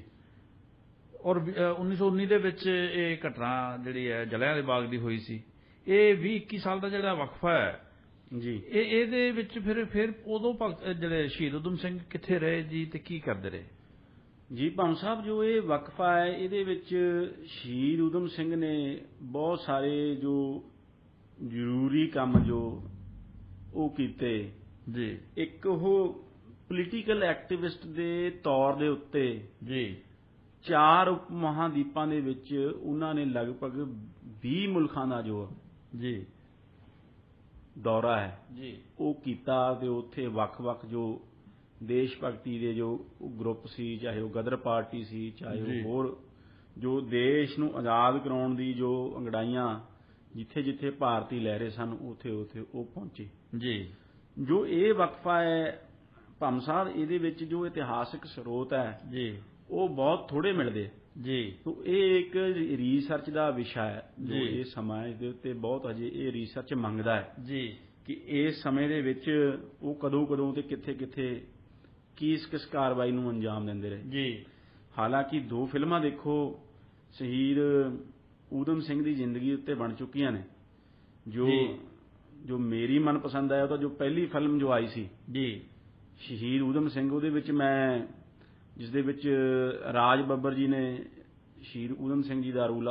ਅਦਾ ਕੀਤਾ ਸੀ ਜੀ, ਉਹਦੇ ਵਿੱਚ ਮੈਂ ਬੜੇ ਮਾਣ ਨਾਲ ਇਹ ਗੱਲ ਕਹਿ ਸਕਦਾ ਜੀ ਕਿ ਉਸ ਫਿਲਮ ਨੂੰ ਬਣਾਉਣ ਦੇ ਵਿੱਚ ਜੋ ਸਾਡੇ ਰੇਡੀਓ ਇੰਡੀਆ ਦੇ MD ਹੈ ਜੀ ਸਰਦਾਰ ਮਨਿੰਦਰ ਸਿੰਘ ਗਿੱਲ ਜੀ, ਉਹਨਾਂ ਦਾ ਬੜਾ ਵੱਡਾ ਰੋਲ ਸੀ ਜੀ। ਉਹ ਇੱਕ ਬੜੀ ਦੇਖਣ ਵਾਲੀ ਬੜੀ ਇੱਕ ਰਿਸਰਚ ਭਰਪੂਰ ਜੀ ਉਹ ਫਿਲਮ ਹੈ ਜੀ, ਜਿਸ ਦੇ ਵਿੱਚ ਬੜੀ ਚੰਗੀ ਅਦਾਕਾਰੀ ਰਾਜ ਬੱਬਰ ਨੇ ਕੀਤੀ ਹੈ ਜੀ। ਬੜਾ ਹੀ ਚੰਗਾ ਉਸ ਫਿਲਮ ਦਾ ਸੰਗੀਤ ਹੈ ਜੀ। ਉਸ ਦੇ ਵਿੱਚ ਜੋ ਰਿਸਰਚ ਹੈ ਉਹ ਵੀ ਬੜੀ ਪ੍ਰੋਪਰ ਕੀਤੀ ਗਈ ਹੈ ਜੀ। ਇੱਥੋਂ ਤੱਕ ਕਿ ਜੋ ਉੱਥੇ ਫਿਲਮ ਦੇ ਵਿੱਚ ਜਿਸ ਤਰ੍ਹਾਂ ਦਿਖਾਇਆ ਗਿਆ ਜੀ, ਜਦੋਂ ਸ਼ਹੀਦ ਊਧਮ ਸਿੰਘ ਕੈਕਸਟਨ ਹਾਲ ਦੇ ਵਿੱਚ ਉਹਦੇ ਗੋਲੀਆਂ ਮਾਰ ਕੇ ਸਰ ਮਾਈਕਲ ਅਡਵਾਇਰ ਦੇ ਜ਼ੈਟਲੈਂਡ ਦੇ ਤੇ ਹੋਰ ਅੰਗਰੇਜ਼ਾਂ ਦੇ ਉੱਥੇ ਆਪਣੀ ਗ੍ਰਿਫਤਾਰੀ ਦੇ ਦਿੰਦੇ ਆ ਜੀ। ਉਦੋਂ ਜੋ ਉਹਨਾਂ ਨੇ ਜੋ ਵਰਡ ਵੀ ਬੋਲੇ ਜੀ ਫਿਲਮ ਦੇ ਵਿੱਚ ਦਿਖਾਏ ਉਹ ਵੀ ਇੰਨ ਬਿੰਨ ਉਹੀ ਨੇ ਜੋ ਉਹਨਾਂ ਨੇ ਅਸਲ ਦੇ ਵਿੱਚ ਉੱਥੇ ਬੋਲੇ ਸੀ ਬਿਲਕੁਲ। ਸੋ ਇਸ ਤਰ੍ਹਾਂ ਬੜੀ ਉਹ ਰਿਸਰਚ ਭਰਪੂਰ ਫਿਲਮ ਹੈ ਜੀ। ਉਹ ਮੈਂ ਇਹ ਕਹਿੰਦਾ ਵੀ ਸਾਰਿਆਂ ਨੂੰ ਅੱਜ ਦੇ ਦਿਨ ਦੁਬਾਰੇ ਦੇਖਣੀ ਚਾਹੀਦੀ ਹੈ ਬਿਲਕੁਲ। ਸੋ ਉਹਨਾਂ 2 ਦਹਾਕਿਆਂ ਦੇ ਵਿੱਚ ਭੰਮ ਸਾਹਿਬ ਜਿਸ ਤਰ੍ਹਾਂ ਮੈਂ ਕਿਹਾ ਉਹ ਇੱਕ ਪੋਲੀਟੀਕਲ ਐਕਟਿਵਿਸਟ ਦੇ ਤੌਰ ਦੇ ਉੱਤੇ ਉਹ ਵੱਖ-ਵੱਖ ਮੁਲਕਾਂ ਦੇ ਵਿੱਚ ਘੁੰਮਦੇ ਰਹੇ। ਉਹਨਾਂ ਨੇ ਕਈ ਨਾਮ ਅਡਾਪਟ ਕੀਤੇ ਜਿਵੇਂ ਕਿ ਉਦੈ ਸਿੰਘ ਜੀ, ਫਰੈਂਕ ਬਰਾਜ਼ੀਲ ਜੀ, ਤੇ ਅਖੀਰ ਦੇ ਵਿੱਚ ਫਿਰ ਜੋ ਬੜਾ ਮਸ਼ਹੂਰ ਨਾਮ ਜੋ ਹੋਇਆ ਮੁਹੰਮਦ ਸਿੰਘ ਆਜ਼ਾਦ, ਜਿਸ ਦਾ ਅਸੀਂ ਜ਼ਿਕਰ ਫਿਰ ਬਾਅਦ ਦੇ ਵਿੱਚ ਕਰਾਂਗੇ ਜੀ। ਉਹ ਸਾਮਰਾਜਵਾਦ ਦੇ ਖਿਲਾਫ ਉਹ ਇਹਨਾਂ ਮੁਲਕਾਂ ਦੇ ਵਿੱਚ ਉਹ ਵਿਚਰਦੇ ਰਹੇ ਜੀ। ਇੱਥੋਂ ਤੱਕ ਕਿ ਉਹ ਬਾਅਦ ਦੇ ਵਿੱਚ ਦੇਖੋ ਉਹਨਾਂ ਨੇ ਵੱਖ-ਵੱਖ ਕਿੱਤੇ ਅਪਣਾਏ ਜੀ। ਤੇ ਉਹਨਾਂ ਨੇ ਲੱਕੜੀ ਦਾ ਕੰਮ ਕੀਤਾ, ਕਿਤੇ ਪੇਂਟਰ ਦੀ ਦੁਕਾਨ ਖੋਲ੍ਹੀ ਜੀ। ਇੱਥੋਂ ਤੱਕ ਕਿ ਜੋ ਫਿਰ ਇੰਗਲੈਂਡ ਦੇ ਵਿੱਚ 1937 ਦੇ ਵਿੱਚ ਫਿਲਮਾਂ ਦੇ ਵਿੱਚ ਵੀ ਕੰਮ ਕੀਤਾ ਜੀ, ਜਿਸ ਦੇ ਵਿੱਚ ਕਿ ਐਲੀਫੈਂਟ ਬॉय ਫਿਲਮ ਹੈ 1937 ਦੀ ਜੀ, ਤੇ ਦ 4 ਫੈਦਰਸ ਫਿਲਮ ਹੈ ਜੀ 1939 ਦੇ ਵਿੱਚ ਜੀ। ਸੋ ਇਸ ਤਰ੍ਹਾਂ ਤੁਸੀਂ ਦੇਖੋ ਵੀ ਵੱਖ-ਵੱਖ ਉਹ ਕਿੱਤੇ ਅਪਣਾਉਂਦੇ ਰਹੇ, ਵੱਖ-ਵੱਖ ਉਹ ਕੰਮ ਕਰਦੇ ਰਹੇ ਤੇ ਪਰ ਇੱਕ ਕ੍ਰਾਂਤੀਕਾਰੀ ਦੇ ਤੌਰ ਦੇ ਉੱਤੇ ਜੀ ਉਹ 20 ਸਾਲ ਕ੍ਰਾਂਤੀਕਾਰੀਆਂ ਨੂੰ ਲਾਮਬੰਦ ਕਰਦੇ ਰਹੇ। ਤੇ ਜੋ ਗਦਰ ਦੀ ਚਿਣਗ ਹੈ, ਜੋ ਦੇਸ਼ ਭਗਤੀ ਦੀ ਚਿਣਗ ਹੈ, ਉਹ ਵੱਖ-ਵੱਖ ਮੁਲਕਾਂ ਦੇ ਵਿੱਚ ਜਾ ਕੇ ਭਾਰਤੀਆਂ ਦੇ ਵਿੱਚ ਉਹ ਲਗਾਉਂਦੇ ਰਹੇ ਜੀ। ਦੇਖੋ ਭੰਮ ਸਾਹਿਬ ਮੁੱਢਲੇ ਜੀਵਨ ਦੇ ਵਿੱਚ ਇਹ ਵੀ ਕਿਹਾ ਜਾਂਦਾ ਹੈ, ਹਾਲਾਂਕਿ ਇਹ ਹੋਰ ਜੋ ਵਿਸ਼ਾ ਹੈ ਉਹ ਰਿਸਰਚ ਮੰਗਦਾ ਹੈ ਜੀ, ਕਿ ਜੋ ਬੱਬਰ ਅਕਾਲੀਆਂ ਦੇ ਨਾਲ ਵੀ ਉਹਨਾਂ ਦਾ ਸੰਬੰਧ ਰਿਹਾ ਜੀ। ਬੱਬਰ ਅਕਾਲੀ ਲਹਿਰ ਦੇ ਨਾਲ ਉਹਨਾਂ ਦਾ ਸੰਬੰਧ ਰਿਹਾ ਤੇ ਜੋ ਅੰਗਰੇਜ਼ ਅਫਸਰ ਬੈਟੀ ਸੀ ਜੀ, ਜਿਸ ਨੂੰ BT ਕਿਹਾ ਜਾਂਦਾ ਸੀ ਪੰਜਾਬੀ ਦੇ ਵਿੱਚ ਜੀ, ਜਿਸ ਨੇ ਗੁਰੂ ਕੇ ਬਾਗ ਦੇ ਮੋਰਚੇ ਦੇ ਦੌਰਾਨ ਜੀ ਸਿੱਖਾਂ ਦੇ ਉੱਤੇ ਅਣਕਹਿ ਜੋ ਤਸ਼ੱਦਦ ਹੈ ਉਹ ਢਾਈ ਸੀ ਜੀ, ਸ਼ਾਂਤਮਈ ਸਿੱਖਾਂ ਦੇ ਉੱਤੇ ਜੀ। ਉਸ ਨੂੰ ਜੋ ਸਜ਼ਾ ਫਿਰ ਬੱਬਰ ਅਕਾਲੀਆਂ ਨੇ ਦਿੱਤੀ ਜੀ, ਉਹ ਸਜ਼ਾ ਦੇ ਵਿੱਚ ਕੁਝ ਲੋਕ ਇਹ ਮੰਨਦੇ ਆ ਕਿ ਉਹ ਸਜ਼ਾ ਦੇਣ ਦੇ ਵਿੱਚ ਊਧਮ ਸਿੰਘ ਵੀ ਵਿੱਚ ਸਨ ਜੀ, ਪਰ ਇਹ ਅਜੇ ਇਤਿਹਾਸਕ ਇਹ ਰਿਸਰਚ ਇਹ ਚੀਜ਼ ਮੰਗਦੀ ਹੈ ਜੀ। ਸੋ ਅਸੀਂ ਪਰ ਜੋ ਗਦਰ ਪਾਰਟੀ ਹੈ ਭੰਮ ਸਾਹਿਬ ਜੀ, ਗਦਰ ਪਾਰਟੀ ਦੇ ਨਾਲ ਜੋ ਐਸੋਸੀਏਸ਼ਨ ਹੈ ਉਹ ਮਤਲਬ ਕਲੀਅਰ ਹੈ ਜੀ। ਸਰਦਾਰ ਊਧਮ ਸਿੰਘ ਗਦਰ ਪਾਰਟੀ ਦੇ ਨਾਲ ਸੰਬੰਧਿਤ ਰਹੇ। ਗਦਰ ਪਾਰਟੀ ਦੇ ਵਿੱਚ ਭੰਮ ਸਾਹਿਬ ਦੇਖੋ ਉਹਨਾਂ ਨੇ ਜਦ ਆਪਣੀ ਐਸੋਸੀਏਸ਼ਨ ਬਣਾਈ ਤਾਂ ਉਸ ਟਾਈਮ ਦੇ ਦੌਰਾਨ ਫਿਰ ਉਹਨਾਂ ਨੇ ਵੱਖ-ਵੱਖ ਮੁਲਕਾਂ ਦਾ ਦੌਰਾ ਕੀਤਾ ਜੀ, ਜਿਸ ਦੇ ਵਿੱਚ ਕਿ ਅਮਰੀਕਾ, ਮੈਕਸੀਕੋ ਹੁੰਦੇ ਹੋਏ ਉਹ ਜੋ ਅਮਰੀਕਾ ਗਏ 1924 ਦੇ ਵਿੱਚ ਜੀ, ਤੇ ਕਿਹਾ ਜਾਂਦਾ ਹੈ ਕਿ ਸੈਨ ਫਰਾਂਸਿਸਕੋ ਦੇ ਵਿੱਚ ਰਹੇ ਜੀ, ਜੋ ਕਿ ਗਦਰ ਪਾਰਟੀ ਦਾ ਬਹੁਤ ਵੱਡਾ ਇੱਕ ਧੁਰਾ ਸੀ ਜੀ। ਤੇ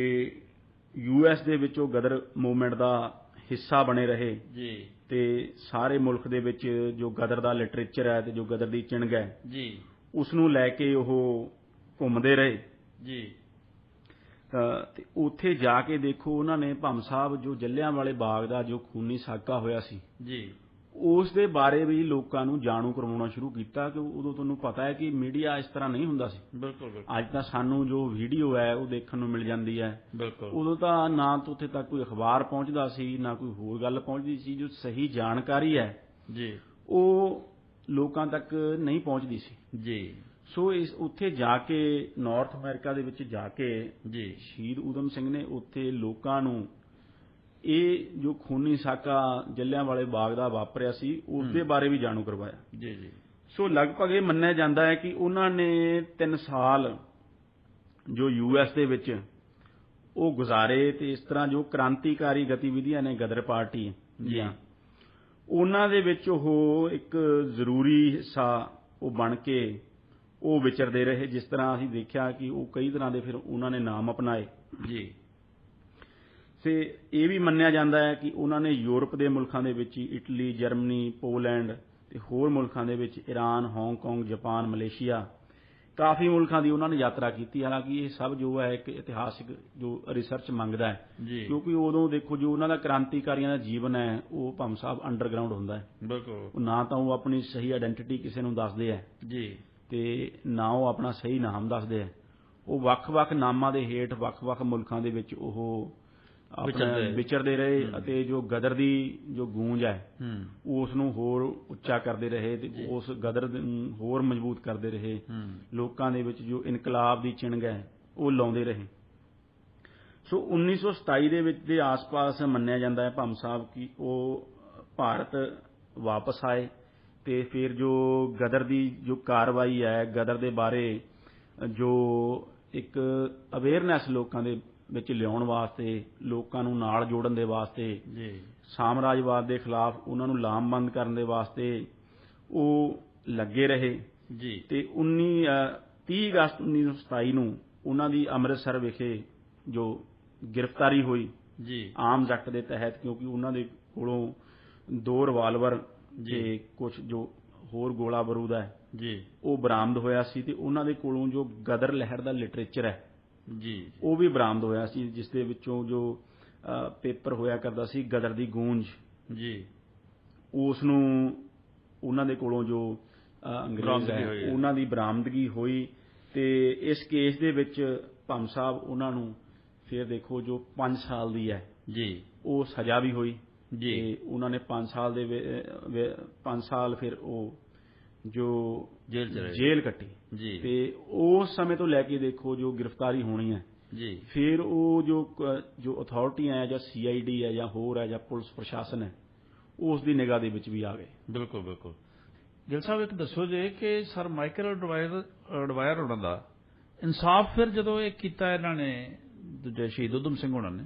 ਇਹ ਕਿਵੇਂ ਹੁੰਦਾ ਜੀ ਉਹ ਸਾਰੀ ਘਟਨਾ ਜੀ। ਉਸ ਤੋਂ ਪਹਿਲਾਂ ਭੰਮ ਸਾਹਿਬ ਮੈਂ ਉਸ ਥੋੜੇ ਦੌਰ ਦਾ ਮੈਂ ਹੋਰ ਜ਼ਿਕਰ ਕਰੂੰਗਾ ਜੀ। ਇੱਕ ਗੱਲ ਮੈਂ ਹੋਰ ਜ਼ਰੂਰੀ ਜੋ ਮੇਰੇ ਦਿਮਾਗ ਵਿੱਚ ਆਉਂਦੀ ਹੈ ਭੰਮ ਸਾਹਿਬ ਜੀ ਜੀ ਬਿਲਕੁਲ ਬਿਲਕੁਲ ਦੇਖੋ ਕਿ ਜੋ 5 ਸਾਲ ਦੀ ਸਜ਼ਾ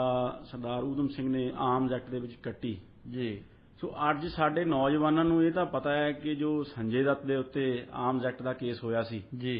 ਤੇ ਇਹ ਗੀਤ ਵੀ ਗਾਏ ਜਾਂਦੇ ਨੇ ਵੀ ਜੱਟ ਉੱਤੇ ਕੇਸ ਜਿਹੜਾ ਸੰਜੇ ਦੱਤ ਤੇ ਜੀ ਪਰ ਸਾਡਾ ਨੌਜਵਾਨ ਅਜੇ ਨਹੀਂ ਜਾਣਦਾ ਕਿ ਜੋ ਸ਼ਹੀਦ ਊਧਮ ਸਿੰਘ ਹੈ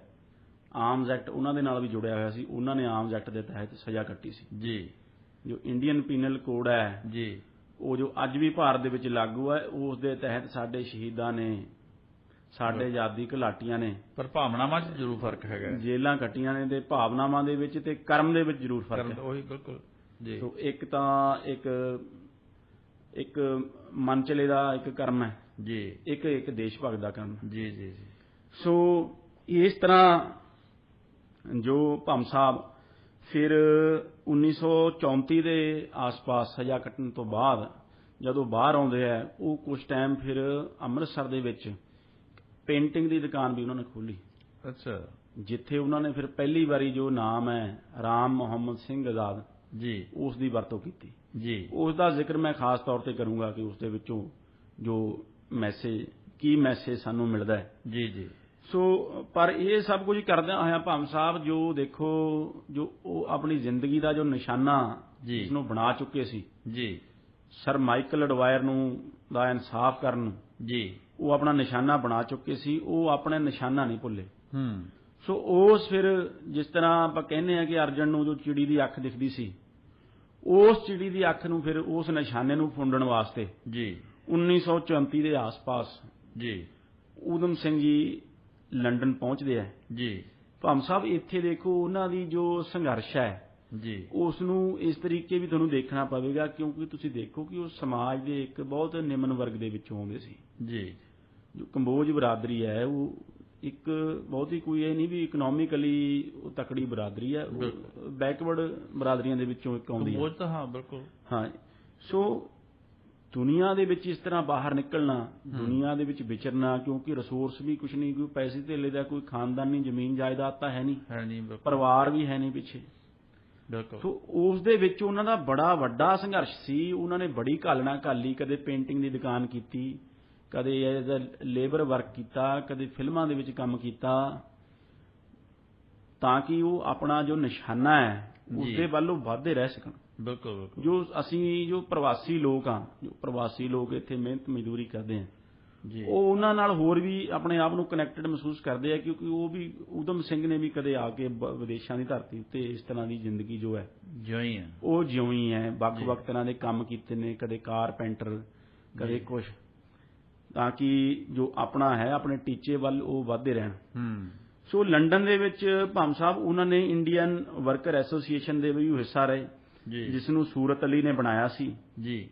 ਤੇ ਜੋ ਇੱਕ ਤਰ੍ਹਾਂ ਦੀ ਟ੍ਰੇਡ ਯੂਨੀਅਨ ਐਸੋਸੀਏਸ਼ਨ ਸੀ ਜੀ। ਤੇ ਜੋ IW ਹੈ, ਜੋ ਇੰਡੀਅਨ ਵਰਕਰ ਐਸੋਸੀਏਸ਼ਨ ਹੈ ਜੀ, ਉਸ ਦਾ ਇੱਕ ਟੀਚਾ ਸੀ ਕਿ ਜੋ ਬ੍ਰਿਟੇਨ ਦੇ ਮਾਈਗ੍ਰੈਂਟ ਵਰਕਿੰਗ ਕਲਾਸ ਹੈ ਜੀ, ਉਹ ਉਸ ਨੂੰ ਚੰਗੀ ਜੋ ਮਾਈਗ੍ਰੈਂਟ ਲੇਬਰ ਹੈ ਉੱਥੇ ਜੀ, ਉਸ ਦੀ ਜ਼ਿੰਦਗੀ ਹੈ ਜੋ ਬਿਹਤਰ ਬਣਾਈ ਜਾ ਸਕੇ ਜੀ। ਤੇ ਉਹ ਭਾਰਤ ਦੀ ਆਜ਼ਾਦੀ ਦੇ ਲਈ ਵੀ ਉਹ ਜੋ ਸੰਸਥਾ ਹੈ ਜੀ ਉਹ ਜੂਝ ਰਹੀ ਸੀ। ਬਿਲਕੁਲ। ਇਹ ਇਸ ਤਰ੍ਹਾਂ ਦੇਖੋ ਕਿ ਭਾਮ ਸਾਹਿਬ ਜੋ ਉਹਨਾਂ ਦੀ ਐਸੋਸੀਏਸ਼ਨ ਹੈ, ਚਾਹੇ ਉਹ ਗਦਰ ਪਾਰਟੀ ਹੋਵੇ, ਚਾਹੇ ਉਹ ਇੰਡੀਅਨ ਵਰਕਰ ਐਸੋਸੀਏਸ਼ਨ ਹੋਵੇ ਜੀ, ਉਹਨਾਂ ਦੇ ਨਾਲ ਉਹਨਾਂ ਦੀ ਜੋ ਐਸੋਸੀਏਸ਼ਨ ਹੈ, ਜੋ ਲੋਕ ਪੱਖੀ ਲਹਿਰਾਂ ਨੇ ਉਹਨਾਂ ਦੇ ਨਾਲ ਉਹਨਾਂ ਦੀ ਐਸੋਸੀਏਸ਼ਨ ਹੈ ਜੋ ਉਹ ਉਹਨਾਂ ਨੇ ਹਮੇਸ਼ਾ ਰੱਖੀ ਕਿਉਂਕਿ ਉਹਨਾਂ ਦੀ ਜੋ ਆਈਡੀਓਲੋਜੀ ਸੀ, ਜੋ ਸੋਚ ਸੀ, ਉਹ ਲੋਕ ਪੱਖੀ ਪ੍ਰੋਗਰੈਸਿਵ ਜੀ ਜੀ ਜੀ ਸੋਚ ਸੀਗੀ। ਉਹਨਾਂ ਨੇ ਦੇਖੋ ਭਾਮ ਸਾਹਿਬ ਇੰਡੀਅਨ ਵਰਕਰ ਐਸੋਸੀਏਸ਼ਨ ਜੁਆਇਨ ਕੀਤੀ, ਇੰਡੀਅਨ ਲੀਗ ਜੁਆਇਨ ਨਹੀਂ ਕੀਤੀ ਕਿਉਂਕਿ ਇੰਡੀਅਨ ਲੀਗ ਹੈ ਜੋ ਉਸਨੂੰ ਜੋ ਮੋਡਰੇਟ, ਜੋ ਕਾਂਗਰਸ ਦੇ ਨਾਲ ਲਿੰਕਡ, ਜੋ ਪ੍ਰੋਫੈਸ਼ਨਲ, ਜੋ ਮਿਡਲ ਕਲਾਸ ਜੀ ਇੰਡੀਅਨ ਸੀ, ਉਹ ਉੱਥੇ ਚਲਾ ਰਹੇ ਸੀ ਜੀ। ਉਹਨਾਂ ਨੇ ਬਜਾਏ ਇੰਡੀਅਨ ਲੀਗ ਦੇ ਵਿੱਚ ਜਾਣ ਤੋਂ ਜੋ ਇੰਡੀਅਨ ਵਰਕਰ ਐਸੋਸੀਏਸ਼ਨ ਹੈ ਜੀ, ਜੋ ਹੇਠਲੇ ਲੋਕਾਂ ਦੀ ਜਮਾਤ, ਲੋਕ ਪੱਖੀ ਗੱਲ ਜੀ, ਲੋਕ ਪੱਖੀ ਸੋਚ ਦੇ ਨਾਲ ਉਹ ਹਮੇਸ਼ਾ ਉਹ ਜੁੜੇ ਰਹੇ ਆ ਭਾਮ ਸਾਹਿਬ ਜੀ। ਸੋ ਇਸ ਤਰ੍ਹਾਂ ਭਾਮ ਸਾਹਿਬ ਉਹਨਾਂ ਨੇ ਇਹਨਾਂ 20 ਸਾਲ ਦੇ ਜੋ ਵਕਫੇ ਦੇ ਦੌਰਾਨ, 20-21 ਸਾਲ ਦੇ ਵਕਫੇ ਦੇ ਦੌਰਾਨ ਬਹੁਤ ਘਾਲਣਾ ਘਾਲੀ, ਬਹੁਤ ਤਰ੍ਹਾਂ ਦੇ ਕੰਮ ਕੀਤੇ। ਦੇ ਨਾਲ ਗਦਰ ਪਾਰਟੀ ਦੇ ਇੱਕ ਐਕਟਿਵ ਮੈਂਬਰ ਰਹੇ, ਗਦਰ ਪਾਰਟੀ ਨੂੰ ਲਾਮਬੰਦ ਕਰਦੇ ਰਹੇ, ਗਦਰ ਦੀ ਜੋ ਗੂੰਜ ਹੈ ਉਸ ਨੂੰ ਲੋਕਾਂ ਤੱਕ ਪਹੁੰਚਾਉਂਦੇ ਰਹੇ ਜੀ। ਇੰਡੀਅਨ ਵਰਕਰ ਐਸੋਸੀਏਸ਼ਨ ਦੇ ਮੈਂਬਰ ਰਹੇ ਜੀ, ਤੇ ਨਾਲ ਦੀ ਨਾਲ ਜੋ ਇੱਕ ਜੋ ਨਿਸ਼ਾਨਾ ਜੋ ਜ਼ਿੰਦਗੀ ਦਾ ਮਿੱਥਿਆ ਹੋਇਆ ਸੀ ਜੀ, ਉਸ ਦੇ ਵੱਲ ਵੀ ਵਧਦੇ ਰਹੇ ਜੀ। ਭਾਮ ਸਾਹਿਬ ਫਿਰ ਜੋ ਤੁਸੀਂ ਉਹ ਗੱਲ ਕੀਤੀ ਕਿ ਫਿਰ ਜੋ ਉਹ ਇਤਿਹਾਸਕ ਦਿਹਾੜਾ ਆਉਂਦਾ ਹੈ ਜੀ ਜੀ, ਜਦ ਸਰਦਾਰ ਊਧਮ ਸਿੰਘ ਨੂੰ ਜੋ ਆਪਣੀ ਜ਼ਿੰਦਗੀ ਦਾ ਨਿਸ਼ਾਨਾ ਹੈ ਜੀ ਉਹ ਫੁੰਡਣ ਦਾ ਮੌਕਾ ਮਿਲਦਾ ਹੈ ਜੀ ਕੈਕਸਟਨ ਹਾਲ ਦੇ ਵਿਖੇ ਜੀ। ਕੈਕਸਟਨ ਹਾਲ ਦੇ ਵਿੱਚ ਦੇਖੋ ਉੱਥੇ ਨਿਹੱਥੇ ਬੇਦੋਸ਼ ਭਾਰਤੀਆਂ ਦੇ, ਹਜ਼ਾਰਾਂ ਭਾਰਤੀਆਂ ਦੇ ਕਤਲ ਦੇ ਜ਼ਿੰਮੇਵਾਰ ਜੀ ਸਰ ਮਾਈਕਲ ਐਡਵਾਇਰ ਨੂੰ ਉੱਥੇ ਬੁਲਾ ਕੇ ਉਸ ਦੀ ਸਪੀਚ ਕਰਵਾਈ ਜਾ ਰਹੀ ਹੁੰਦੀ ਹੈ ਜੀ, ਉਸ ਨੂੰ ਸਨਮਾਨਿਤ ਕੀਤਾ ਜਾ ਰਿਹਾ ਹੁੰਦਾ ਹੈ ਜੀ, ਜਿੱਥੇ ਉਹ ਇਸ ਤਰ੍ਹਾਂ ਦੀਆਂ ਗੱਲਾਂ ਕਰਦਾ ਹੈ ਕਿ ਕਿਸ ਤਰ੍ਹਾਂ ਉਸਨੇ ਭਾਰਤ ਦੇ ਵਿੱਚ, ਪੰਜਾਬ ਦੇ ਅੰਮ੍ਰਿਤਸਰ ਦੇ ਵਿੱਚ ਹਜ਼ਾਰਾਂ ਹੀ ਬਾਗੀਆਂ ਨੂੰ ਉੱਥੇ ਮੌਤ ਦੇ ਘਾਟ ਉਤਾਰ ਕੇ ਜੋ ਬ੍ਰਿਟਿਸ਼ ਸਾਮਰਾਜ ਹੈ ਉਸ ਦੀ ਪਰਪੱਕਤਾ ਕਰਵਾਈ, ਬ੍ਰਿਟਿਸ਼ ਸਾਮਰਾਜ ਨੂੰ ਬਚਾਇਆ ਜੀ, ਕਿਉਂਕਿ ਨਹੀਂ ਤਾਂ ਉੱਥੇ 1857 ਵਰਗਾ ਗਦਰ ਹੋ ਜਾਂਦਾ ਤੇ ਬ੍ਰਿਟਿਸ਼ ਸਾਮਰਾਜ ਖਤਮ ਹੋ ਜਾਂਦਾ ਜੀ। ਇਸ ਤਰ੍ਹਾਂ ਆਪਦੇ ਆਪ ਨੂੰ ਉਹ ਇੱਕ ਬ੍ਰਿਟਿਸ਼ ਸਾਮਰਾਜ ਦਾ ਮਸੀਹਾ ਬਣਾ ਕੇ ਪੇਸ਼ ਕਰ ਰਿਹਾ ਸੀ। ਤੇ ਉੱਥੇ ਉਸ ਜਗ੍ਹਾ ਤੇ ਭਾਮ ਸਾਹਿਬ ਫਿਰ ਜੋ ਸਰਦਾਰ ਊਧਮ ਸਿੰਘ ਹੈ ਜੀ ਉਹ ਇਨਸਾਫ ਦਾ ਪੈਗਾਮ ਲੈ ਕੇ ਪਹੁੰਚਿਆ ਜੀ। ਉਹ ਇਹ ਮੰਨਿਆ ਜਾਂਦਾ ਹੈ ਕਿ ਕਿਤਾਬ ਦੇ ਵਿੱਚ ਫਿਰ ਉਹ ਰਿਵਾਲਵਰ ਆਪਣਾ ਫਿੱਟ ਕਰਕੇ ਹਥਿਆਰ ਲੁਕੋ ਕੇ ਜੀ ਕਿਤਾਬ ਦੇ ਵਿੱਚ ਜਦ ਇਹ ਵੀ ਉਹ ਫਿਲਮ ਦੇ ਵਿੱਚ ਦਿਖਾਇਆ ਗਿਆ, ਦੇਖੋ ਕੋਈ ਇਤਿਹਾਸਕ ਨਹੀਂ ਪਰ ਗੱਲ ਮੈਨੂੰ ਬੜੀ ਵਧੀਆ ਲੱਗੀ ਜੀ। ਹਾਲਾਂਕਿ ਇਹਦੀ ਕੋਈ ਇਤਿਹਾਸਕ ਨਹੀਂ, ਆਪਾਂ ਨੂੰ ਇਹਦਾ ਰੈਫਰੈਂਸ ਮਿਲਦਾ ਕਿ ਜਦ ਜਦ ਚੈਕਿੰਗ ਹੋਈ ਤਾਂ ਉਸਨੇ ਪੁੱਛਿਆ ਉੱਥੇ ਪੁਲਿਸ ਵਾਲੇ ਨੇ ਕਿ ਉਹਨੂੰ ਕਿ ਇਹ ਕਿਤਾਬ ਦੇ ਵਿੱਚ ਕੀ ਹੈ ਜੀ। ਸਰਦਾਰ ਊਧਮ ਸਿੰਘ ਜਵਾਬ ਦਿੰਦਾ ਹੈ, ਜੋ ਕਿਰਦਾਰ ਨਿਭਾ ਰਹੇ ਨੇ ਰਾਜ ਬੱਬਰ, ਕਿਤਾਬ ਦੇ ਵਿੱਚ ਇਨਸਾਫ ਦਾ ਪੈਗਾਮ ਹੈ। ਉਹ ਅੰਦਰ ਜਾਂਦੇ ਆ, ਸਟੇਜ ਦੇ ਕੋਲ ਪਹੁੰਚਦੇ ਆ ਤੇ ਜਿੱਥੇ ਉਹ ਲੈਕਚਰ ਕਰ ਰਿਹਾ ਹੁੰਦਾ ਜੀ ਸਰ ਮਾਈਕਲ ਐਡਵਾਇਰ, 3 ਗੋਲੀਆਂ ਫਿਰ ਉਸ ਨੂੰ ਮਾਰਦੇ ਆ ਜੀ। ਉੱਥੇ ਲਾਰਡ ਜ਼ੈਟਲੈਂਡ ਹੈ ਜੋ ਉਹ ਵੀ ਖੜਾ ਹੁੰਦਾ ਹੈ, 1 ਗੋਲੀ ਉਸ ਦੇ ਮਾਰਦੇ ਆ ਜੀ। ਇਹ 2 ਜੋ ਅੰਗਰੇਜ਼ ਅਫਸਰ ਹੋਰ ਖੜੇ ਹੁੰਦੇ ਆ ਜੀ, ਉਹਨਾਂ ਦੇ ਵੀ ਗੋਲੀਆਂ ਮਾਰਦੇ ਆ ਜੀ। ਉੱਥੋਂ ਫਿਰ ਉਹ ਭੱਜਣ ਦਾ ਕੋਈ ਆਪਣਾ ਕੋਸ਼ਿਸ਼ ਨਹੀਂ ਕਰਦੇ, ਉੱਥੇ ਗ੍ਰਿਫਤਾਰੀ ਦਿੰਦੇ ਆ ਜੀ। ਗ੍ਰਿਫਤਾਰੀ ਦਿੰਦੇ ਆ ਕਿਉਂਕਿ ਭੰਮ ਸਾਹਿਬ ਇਸ ਐਕਟ ਦੇ ਵਿੱਚ ਵੀ ਦੇਖੋ ਇਹ ਜੋ ਕਿਉਂਕਿ ਉਹਨਾਂ ਦੇ ਉੱਤੇ ਸ਼ਹੀਦ ਭਗਤ ਸਿੰਘ ਦਾ ਬਹੁਤ ਵੱਡਾ ਪ੍ਰਭਾਵ ਸੀ ਜੀ। ਉਹ ਸ਼ਹੀਦ ਭਗਤ ਸਿੰਘ ਨੂੰ ਆਪਣਾ ਗੁਰੂ ਕਹਿੰਦੇ ਸੀ। ਬਾਅਦ ਦੇ ਵਿੱਚ ਉਹਨਾਂ ਨੇ ਆਪਣੀਆਂ ਲਿਖਤਾਂ ਦੇ ਵਿੱਚ ਇਹ ਵੀ ਲਿਖਿਆ ਹੈ ਕਿ ਜੋ ਮੇਰਾ ਗੁਰੂ ਹੈ ਜੋ ਭਗਤ ਸਿੰਘ ਹੈ ਉਹ 10 ਸਾਲ ਪਹਿਲਾਂ ਜੋ ਮੌਤ ਲਾੜੀ ਹੈ ਉਸਨੂੰ ਵਿਆਹ ਚੁੱਕਿਆ ਹੈ, ਕੁਰਬਾਨੀ ਦੇ ਚੁੱਕਿਆ ਹੈ ਤੇ ਮੈਂ ਉਸ ਦੇ ਰਸਤੇ ਤੇ ਪਿੱਛੇ ਪਿੱਛੇ ਜਾਣਾ। ਫਿਰ ਕਿਉਂਕਿ ਉਸ ਪ੍ਰਭਾਵ ਕਰਕੇ ਜੋ ਦੇਖੋ ਭਗਤ ਸਿੰਘ ਨੇ ਵੀ ਅਸੈਂਬਲੀ ਦੇ ਵਿੱਚ ਬੰਬ ਸਿੱਟ ਕੇ ਗ੍ਰਿਫਤਾਰੀ ਦਿੱਤੀ ਸੀ, ਉਸੇ ਤਰ੍ਹਾਂ ਫਿਰ ਉੱਥੇ ਸਰ ਮਾਈਕਲ ਐਡਵਾਇਰ ਦਾ ਉਸ ਦਾ ਮੌਤ ਦੇ ਘਾਟ ਉਤਾਰ ਕੇ ਜੀ ਆਪਦੀ ਬੜੀ ਸ਼ਾਨ ਦੇ ਨਾਲ ਉੱਥੇ ਗ੍ਰਿਫਤਾਰੀ ਦਿੰਦੇ ਆ, ਜਿਸ ਦੀਆਂ ਤਸਵੀਰਾਂ ਵੀ ਮੌਜੂਦ ਨੇ ਅੱਜ ਜੀ ਗ੍ਰਿਫਤਾਰੀ ਦੀਆਂ। ਤੇ ਉਹ ਉਹਨਾਂ ਨੂੰ ਸਵਾਲ ਪੁੱਛਦਾ ਹੈ ਜੋ ਜਿਸ ਤਰ੍ਹਾਂ ਪੁਲਿਸ ਕਹਿੰਦੀ ਹੁੰਦੀ ਹੈ ਕਿ you have right to stay silent, anything that you speak will be used against you in the trial as an evidence ਜੀ। ਉਸ ਦੇ ਜਵਾਬ ਵਿੱਚ ਊਧਮ ਸਿੰਘ ਕਹਿੰਦਾ ਹੈ ਕਿ ਹੁਣ ਮੈਂ ਕੁਝ ਨਹੀਂ ਕਹਿਣਾ ਜੀ, ਮੇਰੀ ਜ਼ਿੰਦਗੀ ਦਾ ਜੋ ਮਕਸਦ ਹੈ ਜੀ ਉਹ ਅਚੀਵ ਹੋ ਚੁੱਕਿਆ ਹੈ, ਹੁਣ ਚਾਹੇ ਮੈਂ ਜਿਉਵਾਂ ਜਾਂ ਮਰਾਂ ਮੈਨੂੰ ਕੋਈ ਫਰਕ ਨਹੀਂ। ਉਹਨਾਂ ਦਾ ਵਰਡ, ਉਹਨਾਂ ਨੇ ਸ਼ਬਦ ਵਰਤੇ it's all over, it's there. ਉਸ ਦੀ ਜੋ ਡੈੱਡ ਬੋਡੀ ਵੱਲ ਇਸ਼ਾਰਾ ਕਰਕੇ ਕਿਹਾ it's all over, it's there, ਵੀ ਉਹ ਮਰਿਆ ਪਿਆ ਹੈ ਉਹ ਜੋ ਮੈਂ ਆਪਣਾ ਮੇਰਾ ਮਕਸਦ ਸੀ ਜ਼ਿੰਦਗੀ ਦਾ ਉਸ ਨੂੰ ਮੈਂ ਅਚੀਵ ਕਰ ਲਿਆ ਹੈ, ਹੁਣ ਮੈਂ ਜਿਉਵਾਂ ਜਾਂ ਮਰਾਂ ਉਸ ਚੀਜ਼ ਦਾ ਮੈਨੂੰ ਕੋਈ ਫਰਕ ਨਹੀਂ ਪੈਂਦਾ। ਤੇ ਬੜੀ ਸ਼ਾਨ ਦੇ ਨਾਲ ਆਪਣੀ ਗ੍ਰਿਫਤਾਰੀ ਦਿੱਤੀ ਤੇ ਜਿਸ ਤੋਂ ਬਾਅਦ ਫਿਰ ਅਸੀਂ ਜਾਣਦੇ ਹਾਂ ਭੰਮ ਸਾਹਿਬ ਜੀ ਕਿ ਉਹ ਟਰਾਇਲ ਹੈ ਜੀ ਉਹ ਚੱਲਣੀ ਹੁੰਦੀ ਹੈ ਤੇ ਟਰਾਇਲ ਦਾ ਜੋ ਨਤੀਜਾ ਨਿਕਲਣਾ ਹੈ ਉਹ ਵੀ ਉਹਨਾਂ ਨੂੰ ਪਤਾ ਸੀ, ਪਰ ਉਸ ਦੇਸ਼ ਭਗਤ ਸੂਰਮੇ ਦੇ ਮੱਥੇ ਦੇ ਉੱਤੇ ਇੱਕ ਪੈਸੇ ਦੀ ਕੋਈ ਸ਼ਿਕਨ ਜਾਂ ਡਰ ਭੈ ਦਾ ਭਾਵ ਨਾ ਆਇਆ। ਤੇ ਕਿਉਂਕਿ ਦੇਖੋ ਫੋਟੋਆਂ ਅੱਜ ਤੱਕ ਮੌਜੂਦ ਹੈ ਤੇ ਬੜੀ ਸ਼ਾਨ ਦੇ ਨਾਲ ਉਹਨਾਂ ਨੇ ਆਪਣੀ ਗ੍ਰਿਫਤਾਰੀ ਉੱਥੇ ਦਿੱਤੀ ਜੀ ਜੀ ਜੀ ਜੀ। ਜਿਸ ਤਰ੍ਹਾਂ ਅਸੀਂ ਵਿਚਾਰ ਕੀਤੀ ਹੈ ਜੋ ਹੁਣ ਤੱਕ ਮਾਈਕਲ ਐਡਵਾਇਰ ਉਹਨਾਂ ਦਾ ਇਨਸਾਫ ਵੀ ਇਹਨਾਂ ਨੇ ਕਰਤਾ, ਇਹਨਾਂ ਦੀ ਸ਼ਹਾਦਤ ਜਿਹੜੀ ਫਿਰ ਉਹ ਕਿਵੇਂ ਹੁੰਦੀ ਹੈ ਜੀ ਸ਼ਹੀਦ ਊਧਮ ਸਿੰਘ ਹੋਰਾਂ ਦੀ? ਜੀ ਭੰਮ ਸਾਹਿਬ ਜੋ ਸ਼ਹਾਦਤ ਹੈ ਦੇਖੋ ਜੋ ਟਰਾਇਲ ਚੱਲਣੀ ਹੈ ਉਹ ਲਾਜ਼ਮੀ ਸੀ ਜੀ। ਸੋ ਇਹਦੇ ਵਿੱਚ ਦੇਖੋ ਕਿ ਜੋ ਟਰਾਇਲ ਹੈ ਭੰਮ ਸਾਹਿਬ ਜੀ, ਸ਼ਹੀਦ ਊਧਮ ਸਿੰਘ ਨੂੰ ਅੱਜ ਸਿਰਫ ਇੱਕ ਗੋਲੀ ਚਲਾਉਣ ਵਾਲਾ ਹੱਥ ਨਾ ਸਮਝਿਆ ਜਾਵੇ ਜੀ। ਜੋ ਸ਼ਹੀਦ ਊਧਮ ਸਿੰਘ ਦੀ ਜੋ ਟਰਾਇਲ ਹੈ ਜੀ ਉਹ ਕਿਉਂਕਿ ਦੇਖੋ ਭਗਤ ਸਿੰਘ ਨੂੰ ਦੀ ਉਦਾਹਰਨ ਨੂੰ ਉਹ ਫੋਲੋ ਕਰਦੇ ਸੀ, ਉਹਨੂੰ ਆਪਣਾ ਗੁਰੂ ਮੰਨਦੇ ਸੀ ਜੀ। ਜਿਸ ਤਰ੍ਹਾਂ ਭਗਤ ਸਿੰਘ ਉਹਨਾਂ ਨੇ ਜੋ ਆਪਣੀ ਟਰਾਇਲ ਹੈ ਜੋ ਕੇਸ ਅੰਗਰੇਜ਼ੀ ਹਕੂਮਤ ਨੇ ਉਹਨਾਂ ਦੇ ਚਲਾਇਆ ਜਿਸ ਦਾ ਕਿ ਨਤੀਜਾ ਉਹ ਪਹਿਲਾਂ ਜਾਣਦੇ ਸੀ ਜੀ ਜੀ ਬਿਲਕੁਲ, ਉਹਨੂੰ ਲੋਕਾਂ ਦੇ ਵਿੱਚ ਜਾਗਰਤੀ ਲਿਆਉਣ ਦੇ ਵਾਸਤੇ, ਲੋਕਾਂ ਤੱਕ ਆਪਣੇ ਵਿਚਾਰ ਪਹੁੰਚਾਉਣ ਦੇ ਵਾਸਤੇ ਉਸ ਟਰਾਇਲ ਨੂੰ ਵਰਤਿਆ। ਉਸੇ ਤਰ੍ਹਾਂ ਜੀ ਸ਼ਹੀਦ ਊਧਮ ਸਿੰਘ ਨੇ ਵੀ ਜੋ ਆਪਣੀ ਟਰਾਇਲ ਜੋ ਲੰਡਨ ਦੇ ਓਲਡ ਬੇਲੀ ਦੇ ਵਿੱਚ ਜੂਨ 5, 1940 ਨੂੰ ਜੀ ਜੋ ਆਪਣੇ ਅੰਜਾਮ ਤੇ ਪਹੁੰਚੀ ਜੀ, ਜਦ ਉਹਨਾਂ ਨੇ ਆਪਣੀ ਫਾਈਨਲ ਡੈਕਲੇਰੇਸ਼ਨ ਦਿੱਤੀ ਜੀ, ਉਸ ਤੋਂ ਪਹਿਲਾਂ ਭੰਮ ਸਾਹਿਬ ਦੇਖੋ ਕਿ ਉਹਨਾਂ ਨੇ 42 ਦਿਨਾਂ ਦੀ ਉੱਥੇ ਆਪਣੀ ਭੁੱਖ ਹੜਤਾਲ ਵੀ ਰੱਖੀ ਜੀ, ਜਿਸ ਦੇ ਵਿੱਚ ਫਿਰ ਉਹਨਾਂ ਨੂੰ ਧੱਕੇ ਨਾਲ ਨੱਕ ਦੇ ਵਿੱਚ ਨਾਲੀ ਦੇ ਕੇ ਜੀ ਜੋ ਉੱਥੇ ਦੀਆਂ ਅਥਾਰਟੀਆਂ ਨੇ ਜੀ ਉਹਨਾਂ ਨੇ ਖਾਣਾ ਖਵਾਇਆ। ਤੇ ਉਸ ਟਰਾਇਲ ਨੂੰ ਉਹਨਾਂ ਨੇ ਫਿਰ ਜੋ ਅੰਗਰੇਜ਼ੀ ਹਕੂਮਤ ਹੈ ਜੋ ਪੰਜਾਬ ਦੇ ਵਿੱਚ ਭਾਰਤ ਦੇ ਵਿੱਚ ਜੋ ਅਣਮਨੁੱਖੀ ਕਾਰਿਆਂ ਨੂੰ ਅੰਜਾਮ ਦੇ ਰਹੀ ਸੀ ਜੀ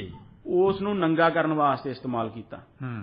ਉਹਨਾਂ ਨੇ ਦੇਖੋ ਭਾਮ ਸਾਹਿਬ ਇਹ ਲਫ਼ਜ਼ ਉੱਥੇ ਵਰਤੇ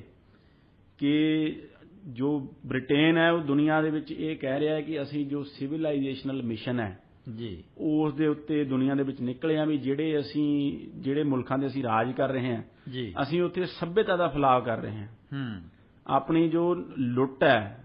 ਬਸਤੀਵਾਦੀ ਲੁੱਟ ਹੈ ਜੀ ਉਸ ਨੂੰ ਉਹ ਸੱਭਿਅਤਾ ਦੇ ਫੈਲਾਅ ਦੇ ਨਾਮ ਦੇ ਉੱਤੇ ਜਾਇਜ਼ ਠਹਿਰਾਉਂਦੇ ਸੀ। ਊਧਮ ਸਿੰਘ ਨੇ ਉਸ ਟ੍ਰਾਇਲ ਦੇ ਵਿੱਚ ਕਿਹਾ ਕਿ ਤੁਸੀਂ ਗੁਲਾਮੀ ਅਤੇ ਗੰਦ ਭਾਰਤ ਦੇ ਵਿੱਚ ਲੈ ਕੇ ਆਏ ਹੋ ਜੀ ਫਿਲਦ ਅਤੇ ਸਲੇਵਰੀ ਜੀ ਇਹ ਦੋ ਲਫ਼ਜ਼ ਉਹਨਾਂ ਨੇ ਵਰਤੇ। ਸੋ ਉਹਨਾਂ ਨੇ ਕਿਹਾ ਕਿ ਇਸ ਲਈ ਜੋ ਉਹਨਾਂ ਦਾ ਨੇਟਿਵ ਲੈਂਡ ਹੈ ਜੀ ਉਥੋਂ ਬਾਹਰ ਕੱਢਣਾ ਤੁਹਾਨੂੰ ਜੀ ਉਹ ਮੇਰੀ ਨੈਤਿਕ ਜ਼ਿੰਮੇਵਾਰੀ ਹੈ। ਬਿਲਕੁਲ ਉਹਨਾਂ ਨੇ ਈਵਨ ਡਰਟੀ ਡੌਗਸ ਤੱਕ ਦਾ ਜੋ ਲਫ਼ਜ਼ ਹੈ ਜੀ ਉੱਥੇ ਵਰਤਿਆ। ਤੇ ਇਹ ਸਭ ਕੁਝ ਹੋਣ ਤੇ ਭਾਮ ਸਾਹਿਬ ਜਦ ਅੰਗਰੇਜ਼ਾਂ ਨੇ ਦੇਖਿਆ ਜੱਜ ਨੇ ਦੇਖਿਆ ਕਿ ਇਹ ਇੱਕ ਜੋ ਪੋਲੀਟੀਕਲ ਸਪੀਚ ਹੈ ਉਹਨੇ ਰੋਕਣ ਦੀ ਕੋਸ਼ਿਸ਼ ਕੀਤੀ ਕਿ ਤੁਸੀਂ ਪੋਲੀਟੀਕਲ ਸਪੀਚ ਇੱਥੇ ਨਹੀਂ ਦੇ ਸਕਦੇ ਜੀ। ਸੋ ਜੋ ਅੰਗਰੇਜ਼ ਪ੍ਰਸ਼ਾਸਨ ਸੀ ਉਸਨੇ ਆਪਣਾ ਪੂਰਾ ਜ਼ੋਰ ਲਾਇਆ ਕਿ ਜੋ ਮੀਡੀਆ ਹੈ ਉਸ ਨੂੰ ਮੈਨੇਜ ਕੀਤਾ ਜਾਵੇ ਤੇ ਜੋ